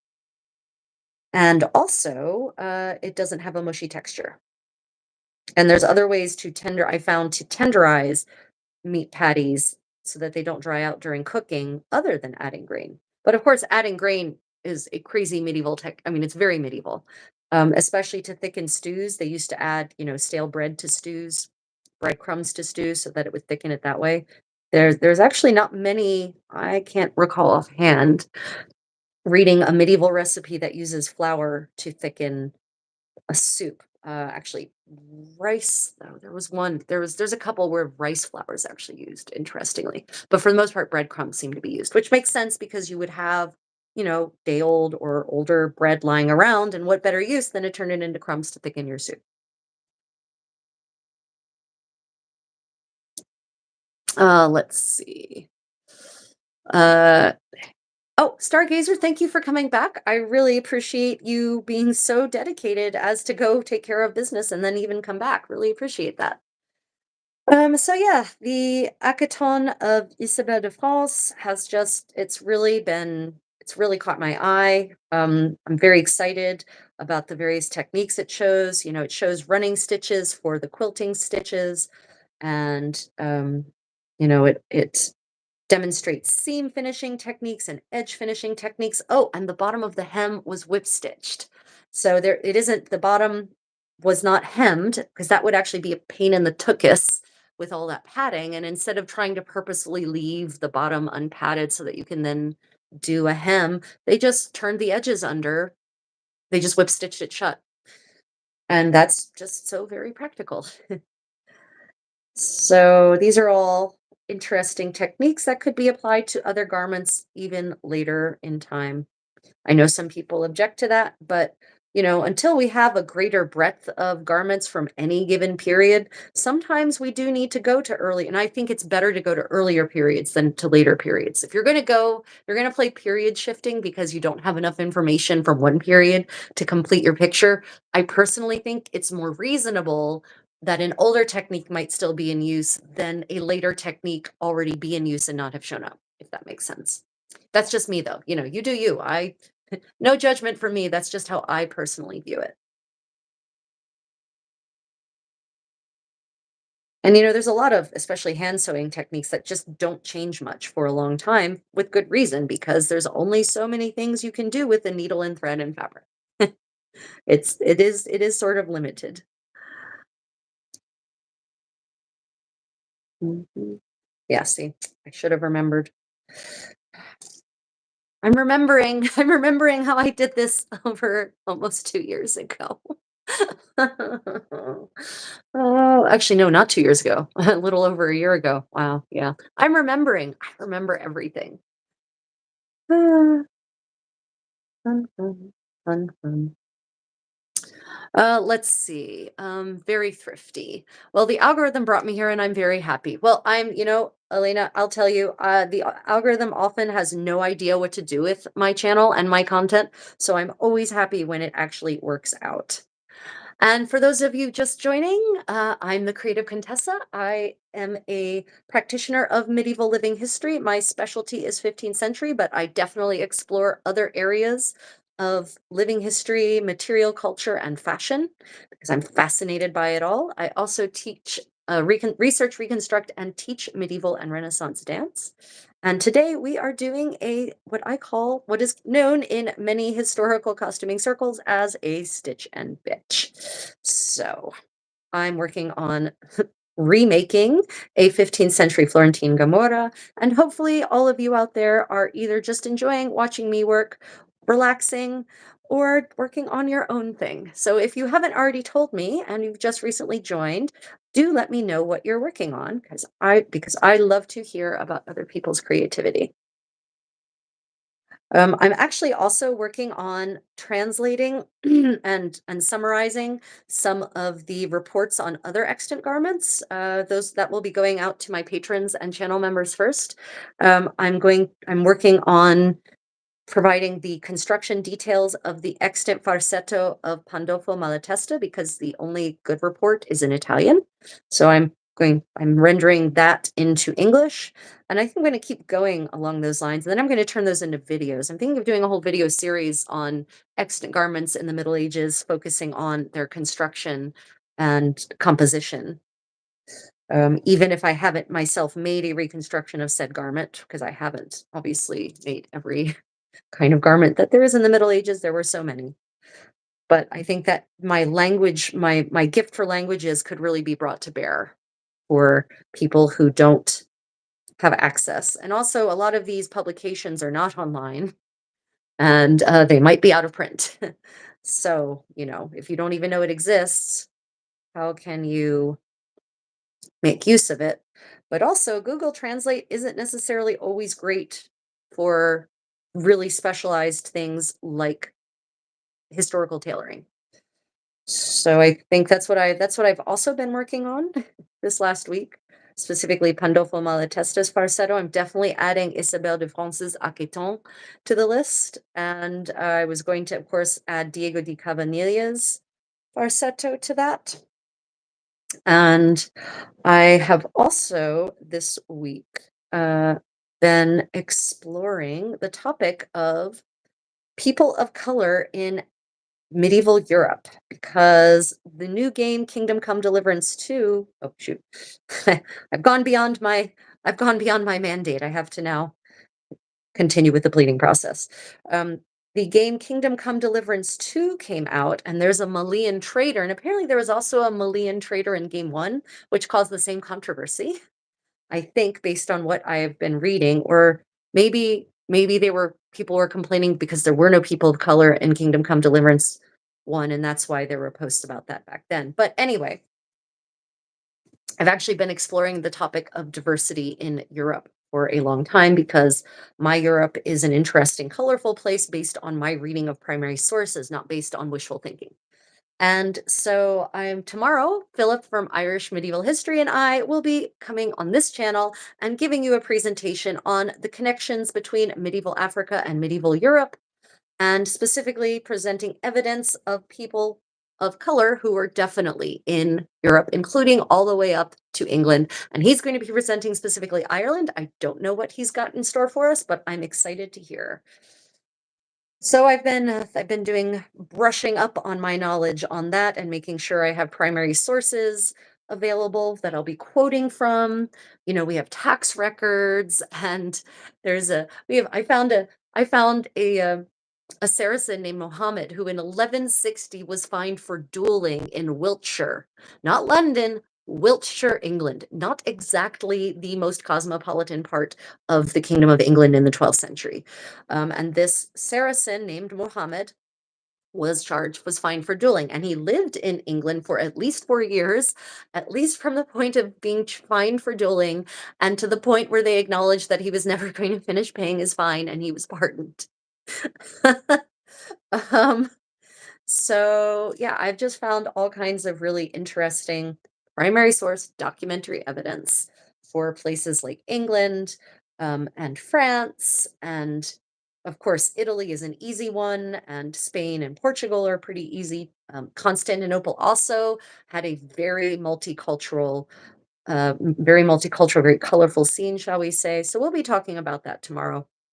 And, as always, I try to neither overinterpret nor underinterpret the sources. And as always, I try to bring my linguistic knowledge to bear. So we'll be talking about that too. I am not interested in revisionist history unless I am correcting wrongs. And I think I have some evidence that might correct some misconceptions anyway. Yeah. So if you're interested in that discussion, in either learning something new or sharing your own knowledge or just seeing what may happen on such a potentially volatile topic, that will be tomorrow at 7 a.m. Seoul time, 10 p.m. Ireland, and 5 p.m. New York, and 2 p.m. West Coast time, US. Yep. Let me see. Sorry, I've got to go back to the got to go back. I've missed some comments while I held out. Stargazer, you will be at Penzic this year, correct? I will be at Penzic this year. I will be teaching lots of dance classes and hosting balls and picnics. And I will have an immersive medieval campment where the whole purpose is not necessarily that your kid is authentic, but that we step back into the beauty of courtly life when we are together in camp. So if you want to be part of a sort of courtly medieval idyll, I encourage you to come visit me. I'll be in Belfiore, which is an annex of the Enchanted Grounds.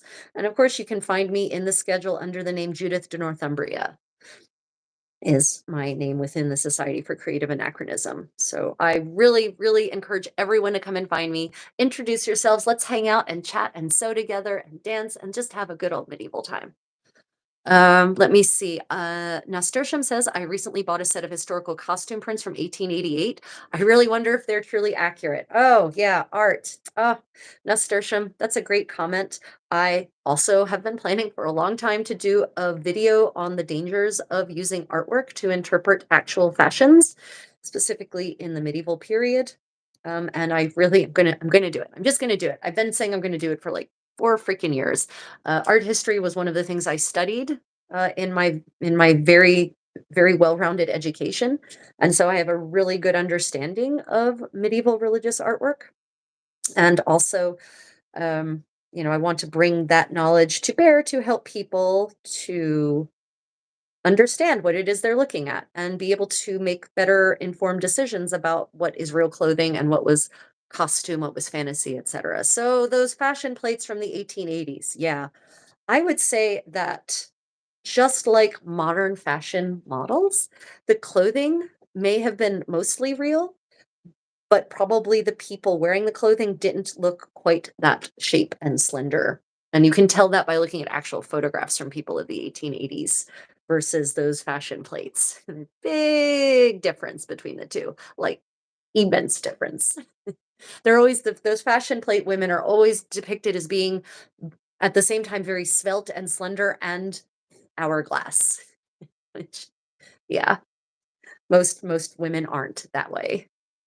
So yeah, I would say that a lot of those fashion plates, at least from the perspective of shape of women, it's idealized. Um, just like just like a lot of the pictures you see on social media too, that have been specifically touched up, thinned down, cellulite removed, wrinkles removed, etc. And I think I mentioned that in the video that I wanted to get out by this weekend, but now it might come out by Sunday night if I bust my ass tomorrow because today's just crazy busy. My video part 2 of my video series on medieval Irish fashion, late medieval Irish fashion. I actually discuss the idea of medieval tight lacing for men and whether it was actually done and whether it actually had a permanent effect on their bodies. And when I discuss that in my this video, I specifically make a reference um, to modern pictures of fashion models in magazines and whether they represent the reality of what bodies really look like or not. Same idea.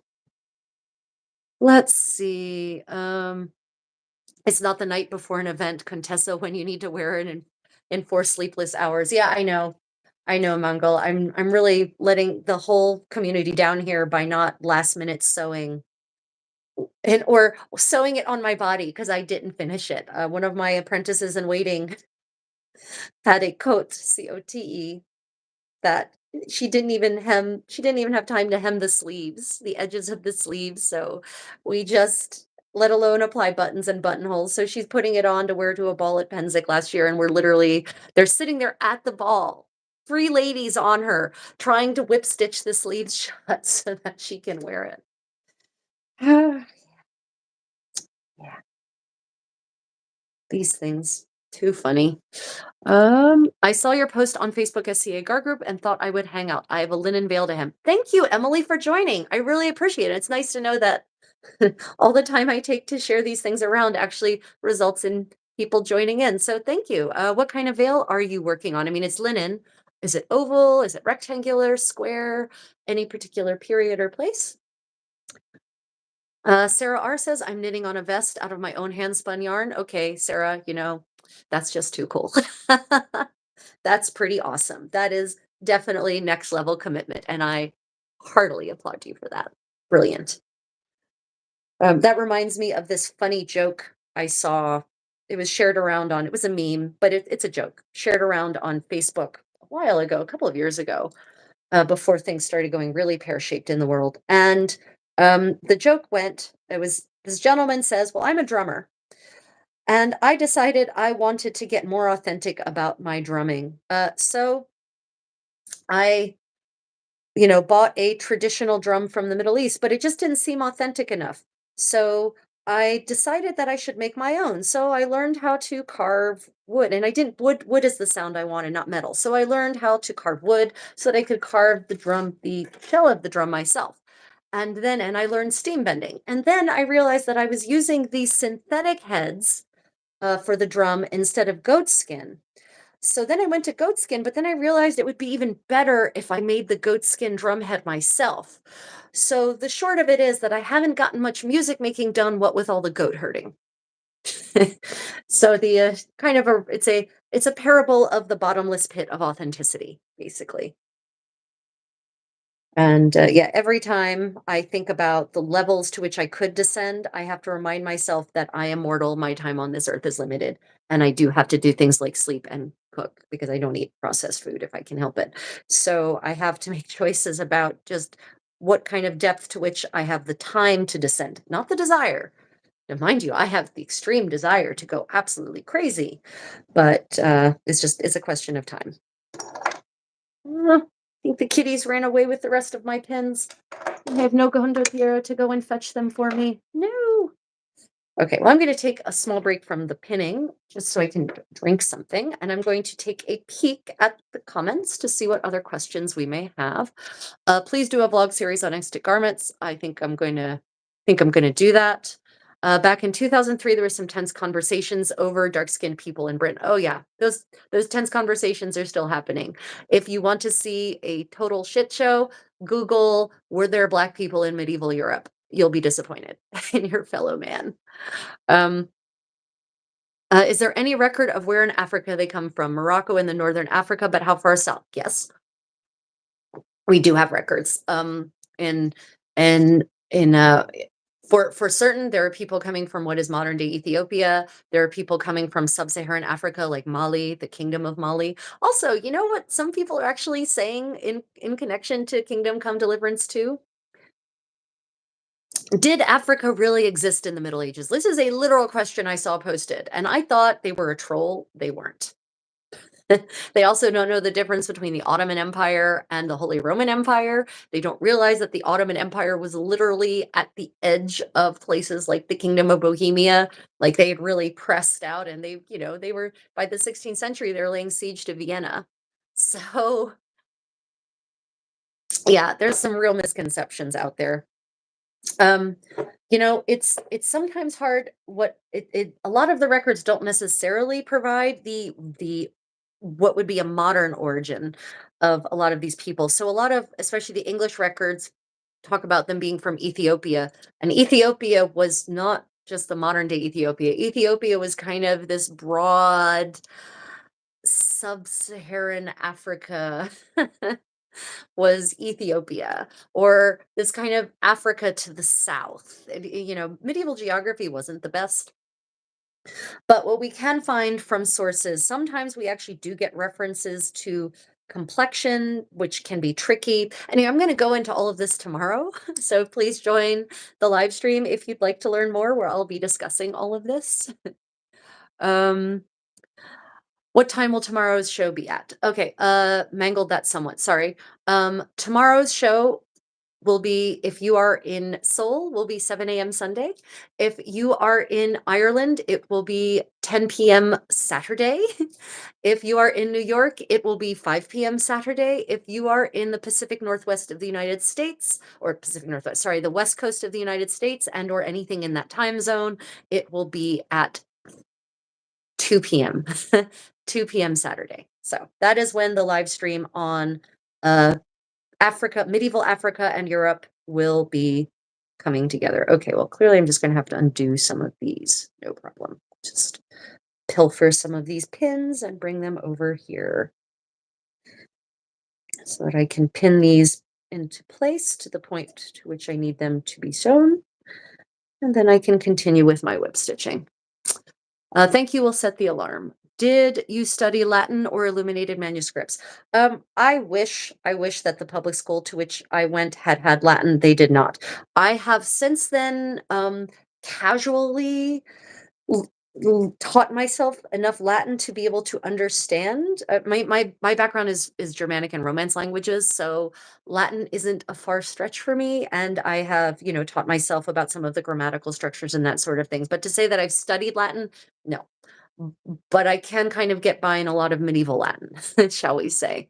I have studied illuminated manuscripts. I actually have done calligraphy and illumination using authentic 15th century tools. I have an entire setup for it. So yes, I have done that. If you look closely, you can see how they were photoshopped. Yeah, talking about those pictures, absolutely. Algorithm made a good base based on my enjoying Bernadette Banner. Well, thank goodness. Emily answers my question about the veil. Just a square this time. Very cool. How do you plan on fixing it onto your head, with a circlet or pinning to braids or some other method? Elena says, I've been trying to figure out, hold on a minute, some of these pins. I've been trying to figure out what what did I do there with projects from 5 to 10 years ago, only in knitting. Yeah, when I go back and look at some of the clothing I made back in the back of Beyond, I definitely have a what did I do there moment. Or also the corollary to which is what was I thinking? uh Oh, heck, I think I'm like 12 minutes behind the live. Yeah, God knows. It's the live stream lag is weird, and the rate at which comments come or don't come is also weird. Miss Megan Beckett says, I'm spinning some fine wool thread on my mini Turkish style spindle at the moment and quite enjoying it. That sounds delightful. That actually sounds very therapeutic, shall we say. That sounds really fantastic. Just sort of relaxing and productive at the same time. Did Africa really exist in the Middle Ages? Hold up, yeah. Nasturtium, I can't make this stuff up. I wish I could. I'll just put it that way. Yeah. Yep. Yep. And there's this weird idea too that there was somehow this giant, Americans love walls. There's this giant wall that just crosses the Mediterranean dead down the center, and that no one ever crossed it. And certainly no one ever crossed the Sahara Desert or got on a ship in any of the many port cities that are south of the Sahara and came northward. That just never happened. You know, crazy. Um, then the question, time is the question. No matter the craft started yarn making, then had to figure out what to do with it all. Yeah, yeah. It's like, oh, I've got this yarn. Now what? I hear and feel that. It's like me with finger loop braiding. Well, I now have an entire bag of finger loop braiding I've made over the years. Now what? And actually, with finger loop braiding, I found that having an emergency bag of finger loop braiding when I go to medieval living history events, and even when I just travel in general, is great because I can use the finger loop braiding for hair ties, emergency clothing laces. If I need to lash something to something else in my pavilion and I want it to be pretty, it works really well for that. So, I totally empathize with, well, I've got a bunch of this, now what? I hear that. Let's see. I will definitely stop by at Penzic and say hello. I'm definitely going to be there this year. I also finally just finished a 17-foot hem on my ex-mother-in-law's sari. Yay! Congratulations. Fantastic. How did you hem it? What kind of stitch and or hemline did you do? Let me see. Showing up, YouTube notices are not helpful. Showing up a day after the event. Yeah. One of my super friends, Tommaso, I don't know if he's in the chat right now. I haven't seen him say hello yet. He gets notifications of live streams the day after. Isn't that fantastic? Yeah, just exactly the best way to make sure that my dedicated fans like you all actually know what's going on. It's pretty crazy. Okay. Um, Continuing now. Oh, Emily, I'm going to lose my hair to chemo again very soon, so I was planning on using a velvet headband underneath and just tying it like a in in a triangle like early English style. Emily, that sounds brilliant. That is a really excellent idea, and I'm hideously sorry to hear you're going through that. But what a creative, positive, and fantastic way to address the consequences. I applaud you. And also, you might want to consider a lovely winged coif like this could be a very fashionable choice to wear upon your head. And certainly, if it doesn't you don't have to have hair to make it look good. You just have the pretty oval of your face. I happen to like a few wispies. It just makes me feel secure, but you know, you don't have to have that. But that's a brilliant, brilliant way to go about it. And goodness knows the head rail is a common way of attaching veils to one's pate in a more solid fashion. Okay, let me see. Ich habe 2 Jahre in Deutschland gelebt, Kaiserslautern, just east of the French border. Yeah, I lived a lot of years. I lived for 14 years in Germany. I did spend some time in the later years down in Kaiserslautern because that's where my now husband was stationed. But I actually lived up in the greater Frankfurt area and worked up in the greater Frankfurt area. So yeah, it's I miss it. But I love living in Korea. So, but I also miss Germany. It's really hard.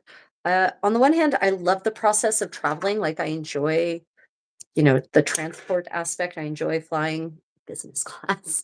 Um, and going places. On the other hand, teleportation would mean I could do a lot more traveling. And it would be great because then I could see things that I want to see more often and more easily. Joshua says he did just a plain roll hem on the sari. Good choice. I'm not so I think I've seen some extant saris where one of the edges had a facing, actually. I was wondering about that. Um, Emily, I bet that will be lovely. So good at getting things to stay velvet's so good at getting things to stay where we want to put them. I totally agree with that, especially velveteen cotton velvet. Silk velvet uh, can be interesting. Real silk velvet. For those of you who've never worked with 100% silk velvet, you don't know what you're not missing. It is the most awful it's the most wonderful fabric to touch. I could unroll a bolt of silk velvet and just roll around in it like a kitty cat. It's that wonderful to feel on your skin. it is that awful, equally awful though to work with because it's slinky and it seems to be intelligent and sentient and it seems to be obstinately sentient. So it never does what you want it to do. It goes where it wants, how it wants. Getting a straight seam or a straight hem on silk velvet is like winning the lottery. I think those are about your chances. So yeah. But assuming that you're not working with 100% silk velvet, Emily, I'm confident your experience is much happier. Because 100% silk velvet is very hard to find and it's not inexpensive either. Let's see. A lot of saris have a facing for adding the weight to the fabric. Ah, like a gorget. Yep. Okay. Yep. That would explain it. I thought it was probably to add some weight and heft, especially for creating those nice pleats on the skirt part when you do the full proper sari wrap. Okay, whew. I think I finally caught up. If I missed any questions or comments because YouTube is being a little strange, please, and you want me to address it or respond to it, please put it back in the chat and I promise I will get to it. I definitely don't want to ignore you and I definitely don't want to miss any valuable contributions to today's conversation. So yeah, today I have the embroidery sip and stitch, as I call it, that I'm teaching on the Mugungwa, the Rose of Sharon. And then I'm actually hoping, and hear me out on this, ladies and gentlemen, to actually leave the apartment and go for a walk. Because these days I've barely had time to get out of the apartment for anything other than a fitness class at the gym. And I would really just like to get out and see the world, especially now that the weather is finally turning warmer here in Korea. And I think the cherry trees are primed to spring at the first hint of like 15-degree plus temperatures of 15 centigrade. I think the cherry blossoms here are just going to go off the charts with their blossoming power. I'm pretty certain that we're in a store for a really good cherry blossom season, so I don't want to miss that. Let me see. Modern saris have a facing around the first 2 or 3 yards, usually the end that is wrapped around the waist. The facing extends the life of the sari from the friction of the feet. Yeah, I app facing for the win. Funny how these techniques are applied across cultures and history and time, actually. Same thing for increasingly as I'm looking at more garments, medieval and Renaissance skirts. You can see it has a facing here, and this is the outside and this is the inside. And this is literally designed to do just that. It's to preserve the outer fabric from wearing away because then I can replace this without having to worry about patching that. So funny how these techniques are, I would call it parallel development. Humans are absolutely capable of coming up with the same good idea for the same kind of circumstances without having any contact with each other. But also sometimes such things can be a sign of contact. I'm not arguing against contact theories of evolution. I'm just saying that parallel development is also a thing. And it just shows that humans have at some level, a shared kind of psychology and thought process and creativity about how to address problems. Let's see. Uh, I feel so called out about the story with the goat herder, but he went down the rabbit hole on goat breeding and goat genetic. Yeah, he did. Yeah, exactly. Yeah, in the story, they mentioned something about him, wanting a specific heirloom breed of goat that is more traditional and authentic to get that authentic drum sound. Yeah, that whole thing is pretty funny. Oh goodness, yes. For those who are just joining, welcome. Thank you for being part of our creative community today. If you have any questions or comments, please do pop them in the chat, which says how far behind I am in time. Yeah, I don't. It's you would think that I'm in a different dimension, maybe even like a different solar system somewhere else, based on the way that the stream sometimes is coming in or going out. It's weird. Yeah, I'm seeing comments on things that I actually said like 10, 15 minutes ago. So I'm not certain where the lag is. We finally got a new router and it's actually up to speed. So who knows? Of course, with Transoceanic communication cables being cut. Who knows?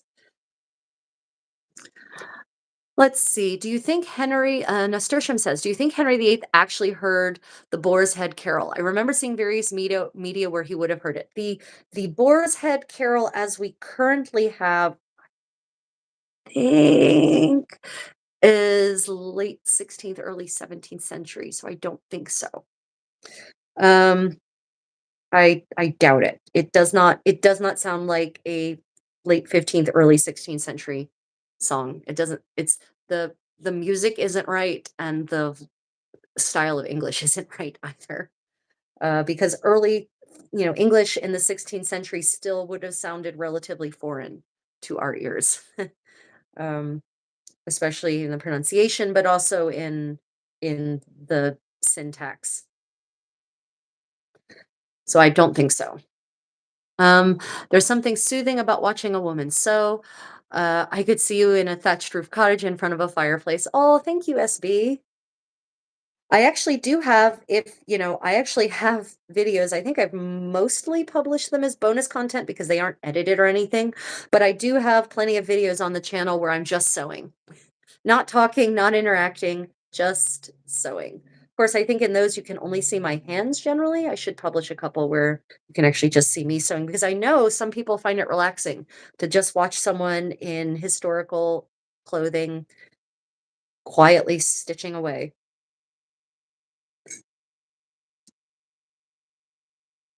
In fact, I think I've got one of me in a Renaissance palazzo in Florence wearing Florentine clothing, just in front of a window, just stitching.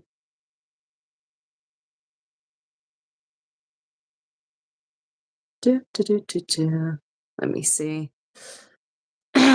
Yes, this is what I've always thought. Nasturtium in response to my Boar's Head Carol comment. Yeah, I don't think the Boar's Head Carol in its current form dates back that far.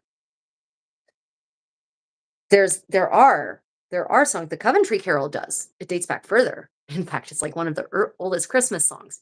That absolutely dates back that far. Let me see. Other English Christmas songs that date back that far. Trying to recall offhand. Um, that people may have heard. I can't think of any others offhand, but that's just because I'm trying to do, several things at once.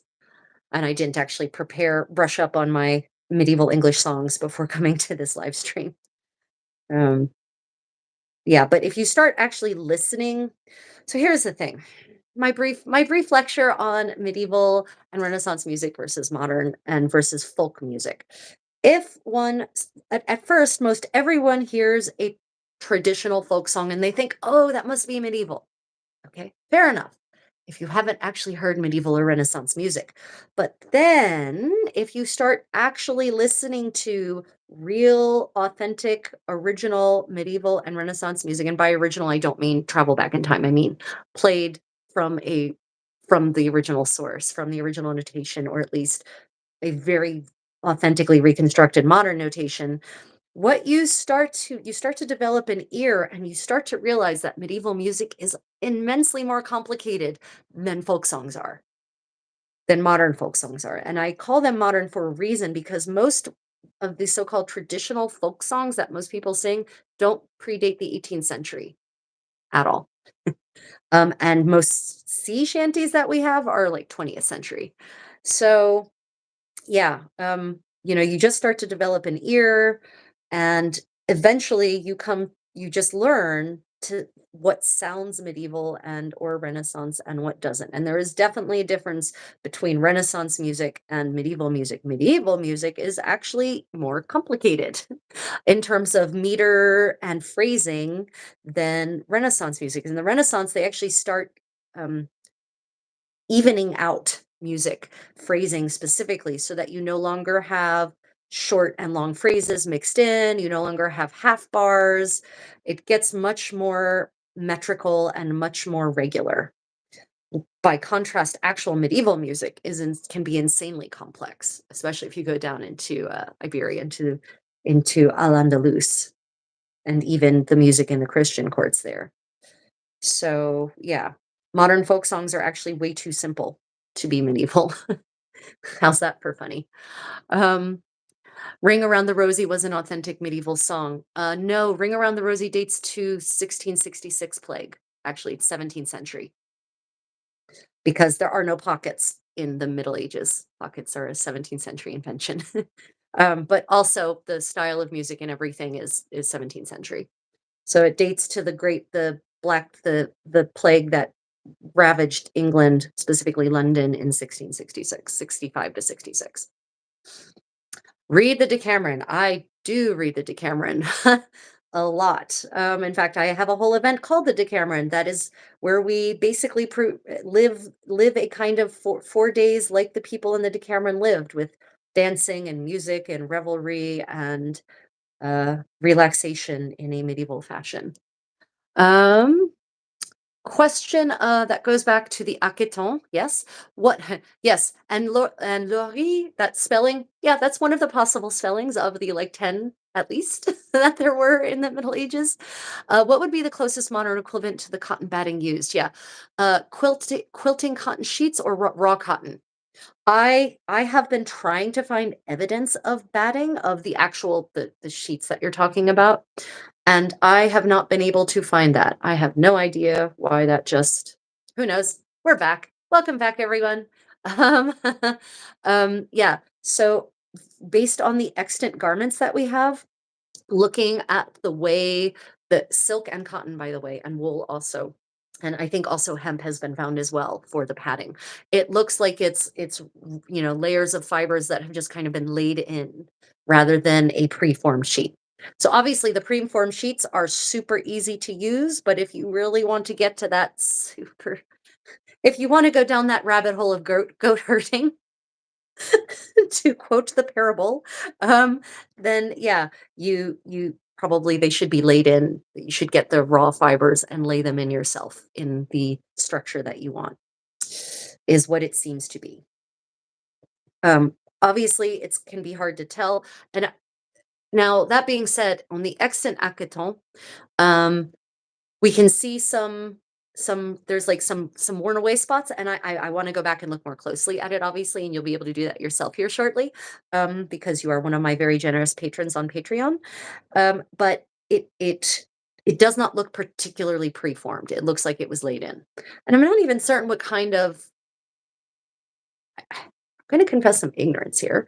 I don't know how modern cotton batting is made. So I don't know what the process is.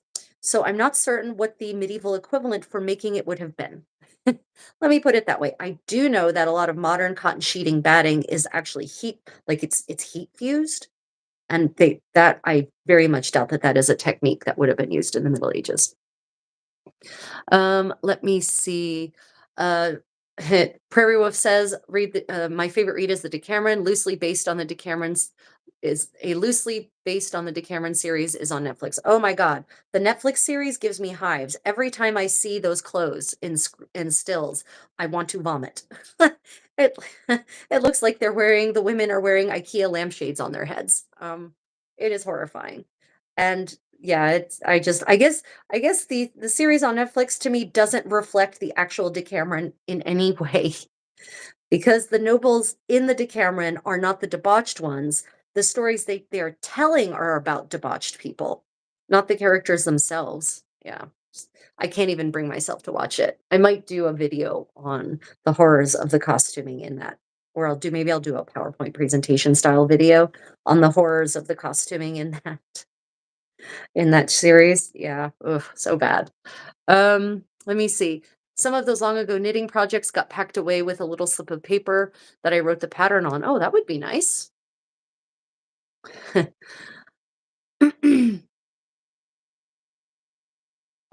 Let me see. Oh, wow. Yeah. So a whole bunch of comments just came in. I'm sorry, everyone. I don't know what's going on. Let me see. Hildegard's chants are amazing. Yeah, Hildegard von Bingen was an amazing Renaissance woman, shall we say. She was a polymath. She was a true polymath. And if she had been born in the modern era, yeah, she would be an inventor par excellence. She would be a true innovator. As was she was an innovator, but but just she would have been able to do so much more if she'd been born with the advantages that women have today, rather than having to work within the framework, the patriarchal framework that she was given. She did admirably, by the way, and yeah, she was an amazing herbalist, a scientist, a cook. Her chants, her music is just ephemeral. I mean, really ephemeral. Let me see. Oh, the imaginary line. That's what got me. I thought nobody could attack across the Carpathians. Right. Yeah. Let me see. Have you checked out Hildegard von Bingen? What are you making? Live to see. So for those who are just joining, I'm box pleating the skirts of my Gamora into the bodice. And if you want to see how I made this originally before I ended up having to make alterations, I've got a whole project vlog. It's about 2 hours and 10 minutes long total, the whole thing from start to finish. And you can check that out on my channel, making a 15th century Italian Renaissance dress. It's one of the more recently published videos. I also include a getting dressed sequence at the very end so you can see how it goes on, how it's laced, and all of that. So yeah, I'm currently in the process of working on the box pleats. I'm whip stitching the first layer, as I call it. And then once I get the first layer done, I'll go back and I'll smush these into boxes and I'll whip stitch those to the first layer of stitching. That is how I do box pleating particularly on thick garments or thicker layers like this. You can see there's a lot of dimension here. Yeah. Okay, let me see. Suleiman the Magnificent had a little problem with the Carpathians. Yeah. It's funny how those lines that some people want to imagine existed didn't seem to stop certain people. Going back to check if I missed anything. Okay, if I missed any comments or questions, reinsert them. As always, my ongoing plea. And if you have not yet and you are enjoying this video, this live stream, please do hit that thumbs up. Appreciate it, everyone. Yeah, so this is the point where I also will briefly chat briefly, and I apologize for this, but I have to. It's the ecosystem in which I operate as a YouTube creator. One way for those of you who don't necessarily have the funds, the means to actually fund me directly through channel membership or Patreon, if you actually click on the videos, not the videos, the advertisements, if you actually click on visit advertiser, that brings in significant revenue for my channel. If you don't skip the ad and you watch it for either the length of the ad or at least 30 seconds, whichever comes first, that also brings in more revenue for my channel. So for those who cannot, and I understand, and I don't expect anyone to become a patron, or a channel member. I get where we are in the world today. I really do. But if you do wish to financially support the channel in a non-financial way, hitting that visit advertiser button gets me literally like 5 to 50 cents a click, depending on the ad in question. So just putting that out there for anyone who wants to. And again, I apologize. Things I have to say. I used to put a post about this out there in the community, and someone pointed out that YouTube could demonetize me for posting that because they're not supposed to tell you that. But I'm in a live stream, so whatever. Yeah, we advertisers do not, or we creators do not get much money from YouTube for just people watching. We get money from actually clicking on the ads, is how it works. Yeah. Let me see. I checked my speed and it had accidentally gone 2.75. I thought I was falling further behind. Oh my God. I didn't realize you could do that on a live stream, Elena. No wonder. Oh goodness. So I must have sounded really interesting at 0.75. Will that garment be hand washable? This one? Yes. And by hand washable, I don't mean in a machine. I have almost all of my medieval clothes I put in a bathtub with cold water and I let them soak. And then I gently swish them. And this is mostly to get rid of any of the dirt that builds up from walking about, because when you walk about in a dress like this that goes all the way to the ground, it actually kicks up dust because it trails even if it's not dragging on the ground, although most of mine do, it disturbs the dust layers that are on the ground, and it acts like a vacuum and sucks them up into the dress. And then especially wool is really bad about this because it's like a three-dimensional fabric, really. It actually sucks up the dust into it. So you end up with dust-filled wool. So to get that out, I soak my woolen gowns and my silk gowns as well in a tub of cold water. And then I wring them out gently by hand, and then I soak them again. And for this dress in particular, I have a short video where I show you the soaking process and what comes out and how I do it. I've got a couple of short videos. I think they're listed under Penzic. But if you look up laundry or laundering dresses on my channel, you can probably see the multiple videos I've done after events showing the process of removing the dust from them. But yeah, most fabrics are hand washable. The question is, um, how the possibly hard minerals in the water will react with the fibers of your, or the fabric, not just the fibers, but the fabric itself. So if you have hard water and I think I skipped ahead. If you have hard water and you put something like silk in it, as long as the entire garment is submerged in it, it's fine. But if some of that hard water gets on a spot of your silk, it's going to leave a hard water stain. That can be removed with a vinegar solution, by the way. But it could also dullen, even if you put the entire thing in a tub of hard water, it could dullen the fabric. It will take away some of the sheen because of the hard minerals. So for silk specifically, especially, I recommend adding vinegar to the bath to soften the water and break up those minerals and prevent them from depositing on your garment. Yes. But yeah, everything I have can and has been hand washed and spot treated as well. So when I get a stain somewhere, I generally use a dish soap because I have sort of these natural dish soaps that don't have a lot of garbage in them. So I generally use dish soap to just gently scrub away stains, especially if it's grease stains. Now I do plan, and I did say I was going to do this, and I haven't gotten around to it because I've been so busy doing all the research for these various live streams and trying to put videos together. I haven't had time to do much in the way of medieval living history stuff, unfortunately. Maybe I'll just make that one of my Patreon live streams where we'll actually experiment with some of the stain removal techniques from medieval dyeing manuals that talk about how to remove stains using actual medieval materials and techniques, the ones that won't kill me through toxic exposure, that is. Okay, time to continue onward with my whip stitches. I must check the time too, because I do actually have a limit today.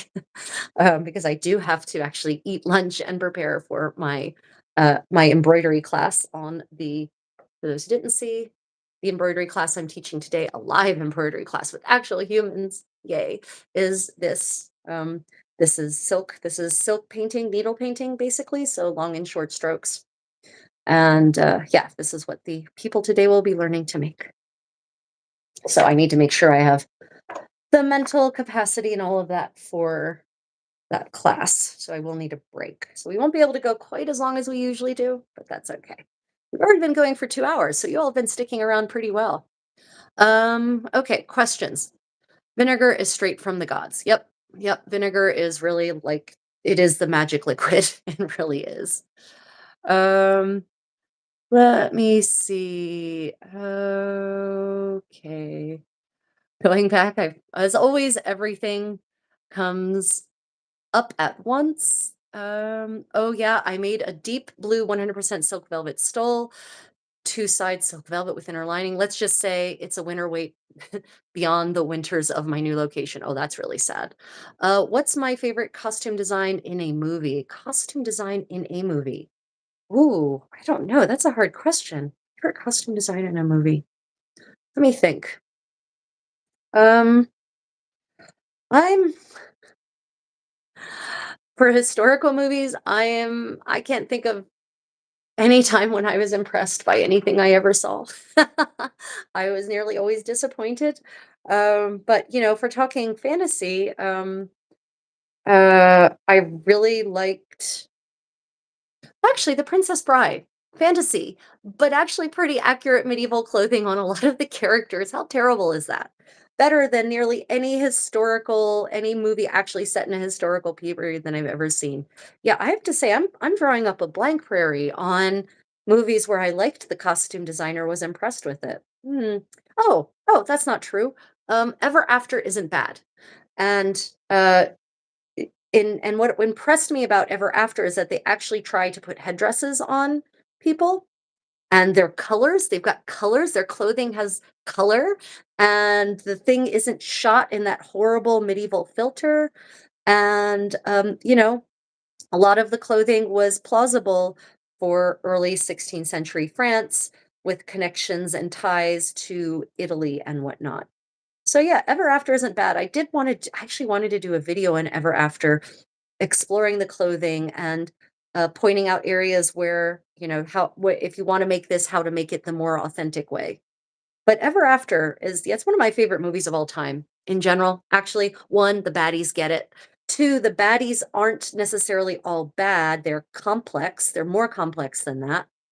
Um, and three, a strong heroine, a strong female lead who actually saves herself. Marvelous. Uh, yeah, yeah, that might be one of my favorite movies of all time. In fact, Ever After. If you haven't watched it, go watch it and enjoy, and you're welcome. Let me see. Contessa, have you ever tried beating those wool skirts before washing? Yes. And then I started inhaling all the dust and I hated it. So I just went straight to the soaking. Yeah, so I have actually beaten the skirts of my gowns at events with a rug beater. I mean, like a wooden one that looks plausible. It looks very much like the ones you see in certain medieval 15th century illuminations of people using them. Yeah, I have actually beaten skirts at a fence, draped them over the Listfield fence, actually, and just gone to town on them. And that was at a German medieval market. And the comments that I was getting from people, men especially walking by, were pretty amusing. Anyway, yes, I have, and I live in an apartment and I don't really have an outdoors here, so because of that, beating is not an option. And in any case, I was tired of inhaling. Even when I do it, the dust comes right back at you. It just makes me feel gross. So, yeah, you can, and if you have a if you don't mind the dust storm that will rise up from beating your skirts, absolutely go for that. And, at an event where you might not have the option of soaking your gown in a tub, then that might be a way to at least temporarily remove some of, or stopgap to remove some of the dust. Let's see. Um, we have very hard water from the Rockies. Oh yeah, then you definitely want vinegar. And add vinegar to your washing machine, actually. I mean, at least I don't use detergents that have all those chemicals in them, so I definitely add vinegar when I know that there's water that's how much vinegar you'd use to wash the silk? There's not really so much of a thing as too much, so more is actually probably better. Now, would I put, because vinegar is already diluted, right? It's 5% dilute. So think about that. For those of you who never thought about that, imagine what vinegar would do to your skin if it's not diluted. Vinegar is already diluted, so depending on the size of your tub, I would say 1 to 10. 1 to 5? 1 to 10. 1 to 10 at least, probably. More is kind of more in the case of vinegar. I've never had an instance where too much was an issue. Good question, though. I wish I had been a little more scientific in observing my practices over the years. I cook this way too, though. Everyone, I do teach cooking and baking. I don't bake that way. I cook that way, though. I'm very much a handful of this, sploosh of that, pinch of this cook. So that used to make my ex-husband crazy because he was very much a follow the recipe exactly and measure everything out carefully. And he always asked me, "Well, how do you guarantee that it's going to be the same every time?" And I would say, "Why would I want that?" At least to be exactly the same every time. Um, How pretty. Downton Abbey? Oh, Downton Abbey. Okay, so yeah, I was thinking movies, not necessarily TV series. I mean, yeah, the later, so here's the funny thing. The later you get in history, or the more recent you get in history, the way more accurate clothing becomes, and the way less fantastical it becomes. So yeah, Downton Abbey has fantastic clothing, and especially some of those designer gowns. I really loved some of the gowns they were wearing right at the end of World War I. Some of those evening gowns are just so gorgeous. And 20s fashions are pretty, but they're not flattering if you have shoulders and hips like I do. They really aren't. The tube look only works, in my opinion, on super sylph-like women, not on women with curves. At least I don't think it's a very flattering look for most women with curves, because of course in the mid 20s it's box. It's a a gay designer friend of mine once said to me that Erte was designing for penisless boys, and that all the fashion designers in the 20s were men designing for penisless boys. His quote, not mine. Let's see if that gets me banned from YouTube, violating community standards or some such. No pockets. I don't want to be a time traveler anymore. No pockets is cruel and unusual. I think we talked about pockets last week. Maybe I don't. Maybe I dreamt about it. Pockets are only necessary if you need to carry things with you, and and if you don't have pouches. So medieval people had pouches. They didn't need pockets. They had external pouches that they wore on their belts. And honestly, I'm not certain why someone got the idea to install the pouch into the clothing. Um, but pockets, if you actually put significant amounts of things in them, they distort the line of the clothes. So it's not really great if you want your clothes to look nice. And depending on the kind of clothes you're wearing, right? If it's something that's really voluminous and full and or baggy, then having things in your pockets isn't going to matter. But if it's fitted, then having a lumpy thing on your hip, for instance, isn't necessarily going to be the most flattering line. So I think maybe pockets come from a time when something changed, probably 17th century. I mean, yes, in the 17th century, maybe 18th century. Trying to think. Hmm, maybe 18th century. Come from a time when the kind of clothing changed that it allowed for that. The line of the clothing changed that it comfortably allowed for that. But otherwise, medieval people used pouches. You had different kinds of pouches. You had, your pouch for your alms for the poor. That was your aumônière. You had a pouch for your practical items, and you just wore it on your belt. Um, Not even Zeffirelli's Romeo and Juliet or Gattopardo. I am going to confess something. I have not actually seen Zeffirelli's entire Romeo and Juliet, but now that you say that, it's not bad. Um, it's not 100% authentic, but the silhouettes are pretty good. They're pretty okay, actually.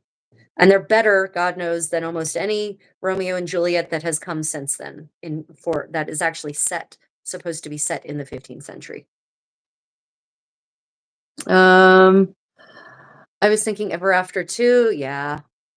Uh, yeah, worried about the inhalation beating those skirts. Yeah, the dust coming up from the skirts would be pretty bad and not healthy. Not salubrious in any way, shape, or form.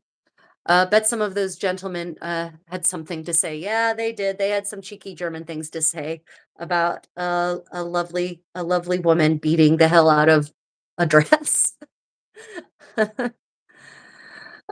Imagine the sewing room in old palaces, the windows and the view. Yes, I have in sat in the medieval window casements of actual medieval castles right in front of the window and sewn. It's a magical moment, I can tell you.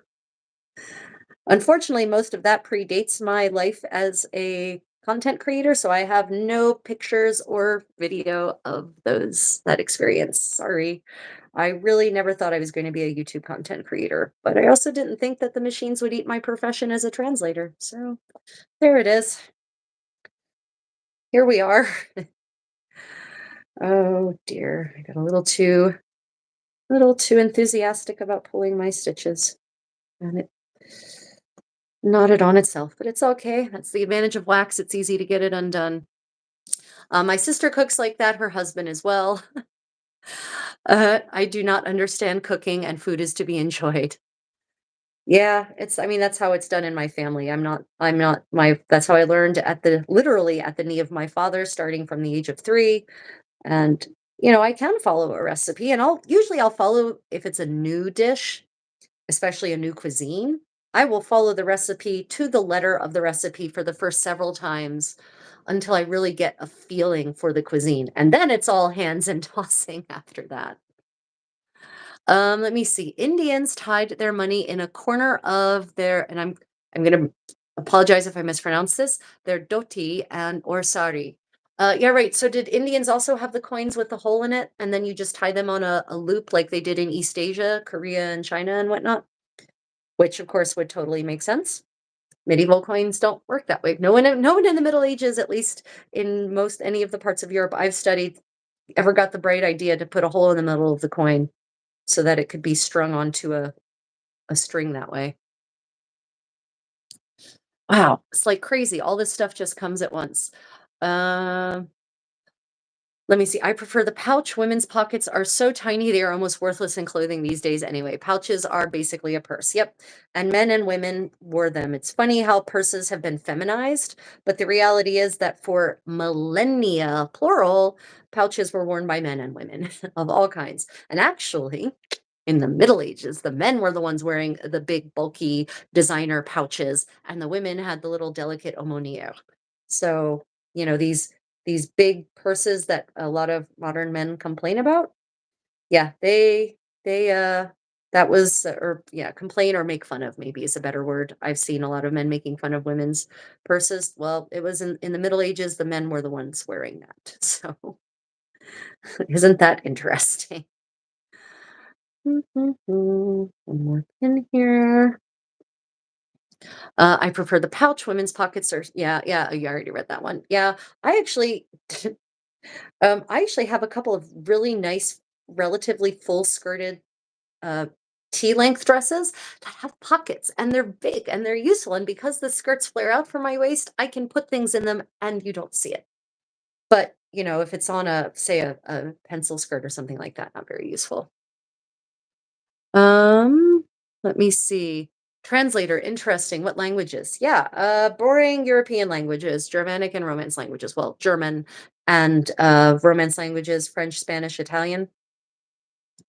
Unfortunately, because I learned and mastered those boring languages, that's one of the reasons I no longer really have a career because in what are called those primary languages, mainstream languages, the Google Translate has basically eaten my career. No company wants to pay a decent wage anymore for those languages, and most companies are just using translation software anyway. And sometimes having a professional translator clean it up, but not always. And companies these days wanted to pay me the same as they were paying me 20 years ago for this work. So I said, done. I'm not going to devalue myself that way. Um, Let me see. Coins with holes in India, generally not. But Indian currency being mercantile had access to a lot of different currencies. Oh, okay, I see. So how would they, Mangal, how would they tie in what way would they put the coins in like a little pouch and then tie it to the dhoti or sari? Or in what way were they containerized to then be tied to the garments in question? I guess is my question. Okay, everyone. I am almost done with this first row of whip stitching. Yay. And then I actually need to get on with my day, with the rest of my day. So I'm just going to leave the floor open for last comments and questions while I finish this up. I'm sorry I don't have book corner today. I've got one book I can share with you. My condottiero forgot to choose a selection of books for you all to enjoy. So here we have the Howard Household Books, which some of you have seen, but some of you may not have. And this has an introduction by Anne Crawford. You can actually also find this digitized, the Howard Household Books. If you do a Google search, you can find them digitized. And what this is, these are the account books for the Howard family. He was elevated to by Richard III, I believe, to the Duke of Norfolk. And the household books are an amazing look into the daily life of a noble medieval household in 15th century England and actually throughout the world. They talk about there's bills of purchasing, there's bills of wages that have been paid, orders that have been made. So, for instance, damn it, the page that I actually had marked is no longer marked. No! Well, for instance, here it says item for 30 yards of crimson ingrained, price the yard, 8 shillings and 6 pence. So crimson ingrained means crimson made with grain. Grain is kermes. So what this tells us is that, the Duke of Norfolk literally purchased on this day, 1465, 30 yards of kermes dyed uh, fabric. And what is interesting, it doesn't say what kind, but he also has bills for purchases of clothing, for clothing repairs, for kitchen supplies, for men at arms, lots of arms and armor in here. Yesterday, I found an entry for olive oil, specifically for harness, which shows that olive oil was the oil of choice for taking care of metal harness, of metal armor in the 15th century. So if you want to be authentic about your armor care, then use olive oil to keep it nice and shiny and prevent it from rusting. Because, of course, remember, medieval armor was not stainless steel. It would rust if you didn't oil it. Anyway, that's my book recommendation for today. Sorry, I realized I didn't click mirror. The Howard Household Books. Okay. Not boring at all. You can read classics in the original. Yes, I can, and I do. But when I say boring languages, I mean languages that are not exotic and that don't really bring any kind of. They're burning the fields again. If you can see smoke in the camera, don't panic. They are burning the fields again, and that's getting into the apartment through the window in the kitty's bathroom that is open. No panic. I'm not going to die a horrible fiery death. Let me see. Mangal says you can just grab a corner of the garment and tie our corns in a small mountain. Oh, and then tie it up. Right. Do not do this with silk. Plays merry hell with the weave of the fabric, and wrinkles are never removed. Yeah, I bet it does. I bet it does. Okay. Well, everyone, I appreciate you all joining today's show. We will be doing this again next week. Thank you all for being part of my growing community. Please share with anyone who might be interested in becoming part of this great creative medievalist historical experiment. And remember, we are definitely interested in cultures across the world. And maybe next week I'll talk a little bit about medieval Korean clothing. Thank you for your support, everyone, and I hope to see you tomorrow at our live stream on Africans in Medieval Europe with Philip from Irish Medieval History. Bye, everyone.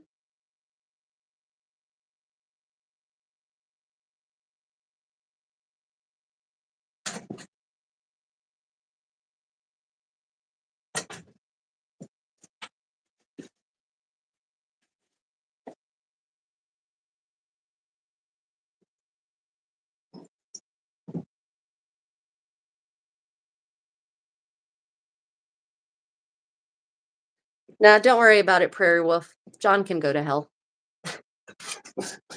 Oh, this asshole Canadian just commented, "Hello from Canada. You look like you would be a great father someday." I mean, okay, whatever. Yeah, I don't know. Yeah.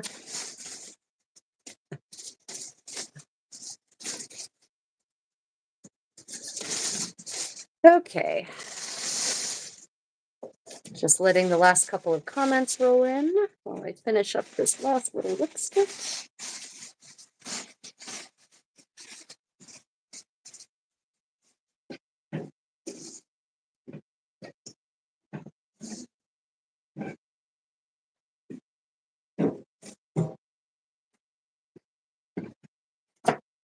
Oh, sorry, that came out of the camera lens. Okay. That edge is finished. Not here.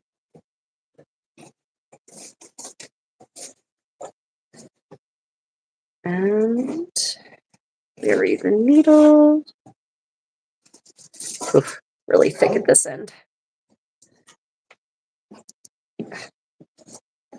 Ooh, our Kintsugi kit just came in. If you all are still viewing, I ordered an authentic Kintsugi kit because we have a lot of broken medieval replica Korean pottery. And so our Kintsugi kit finally came in. There's all kinds of really natural yet toxic chemicals in here. So I might be doing a live stream on me figuring this thing out and hopefully building broken pottery pieces into something beautiful again. Stay tuned for that, everyone. Woohoo! Yay.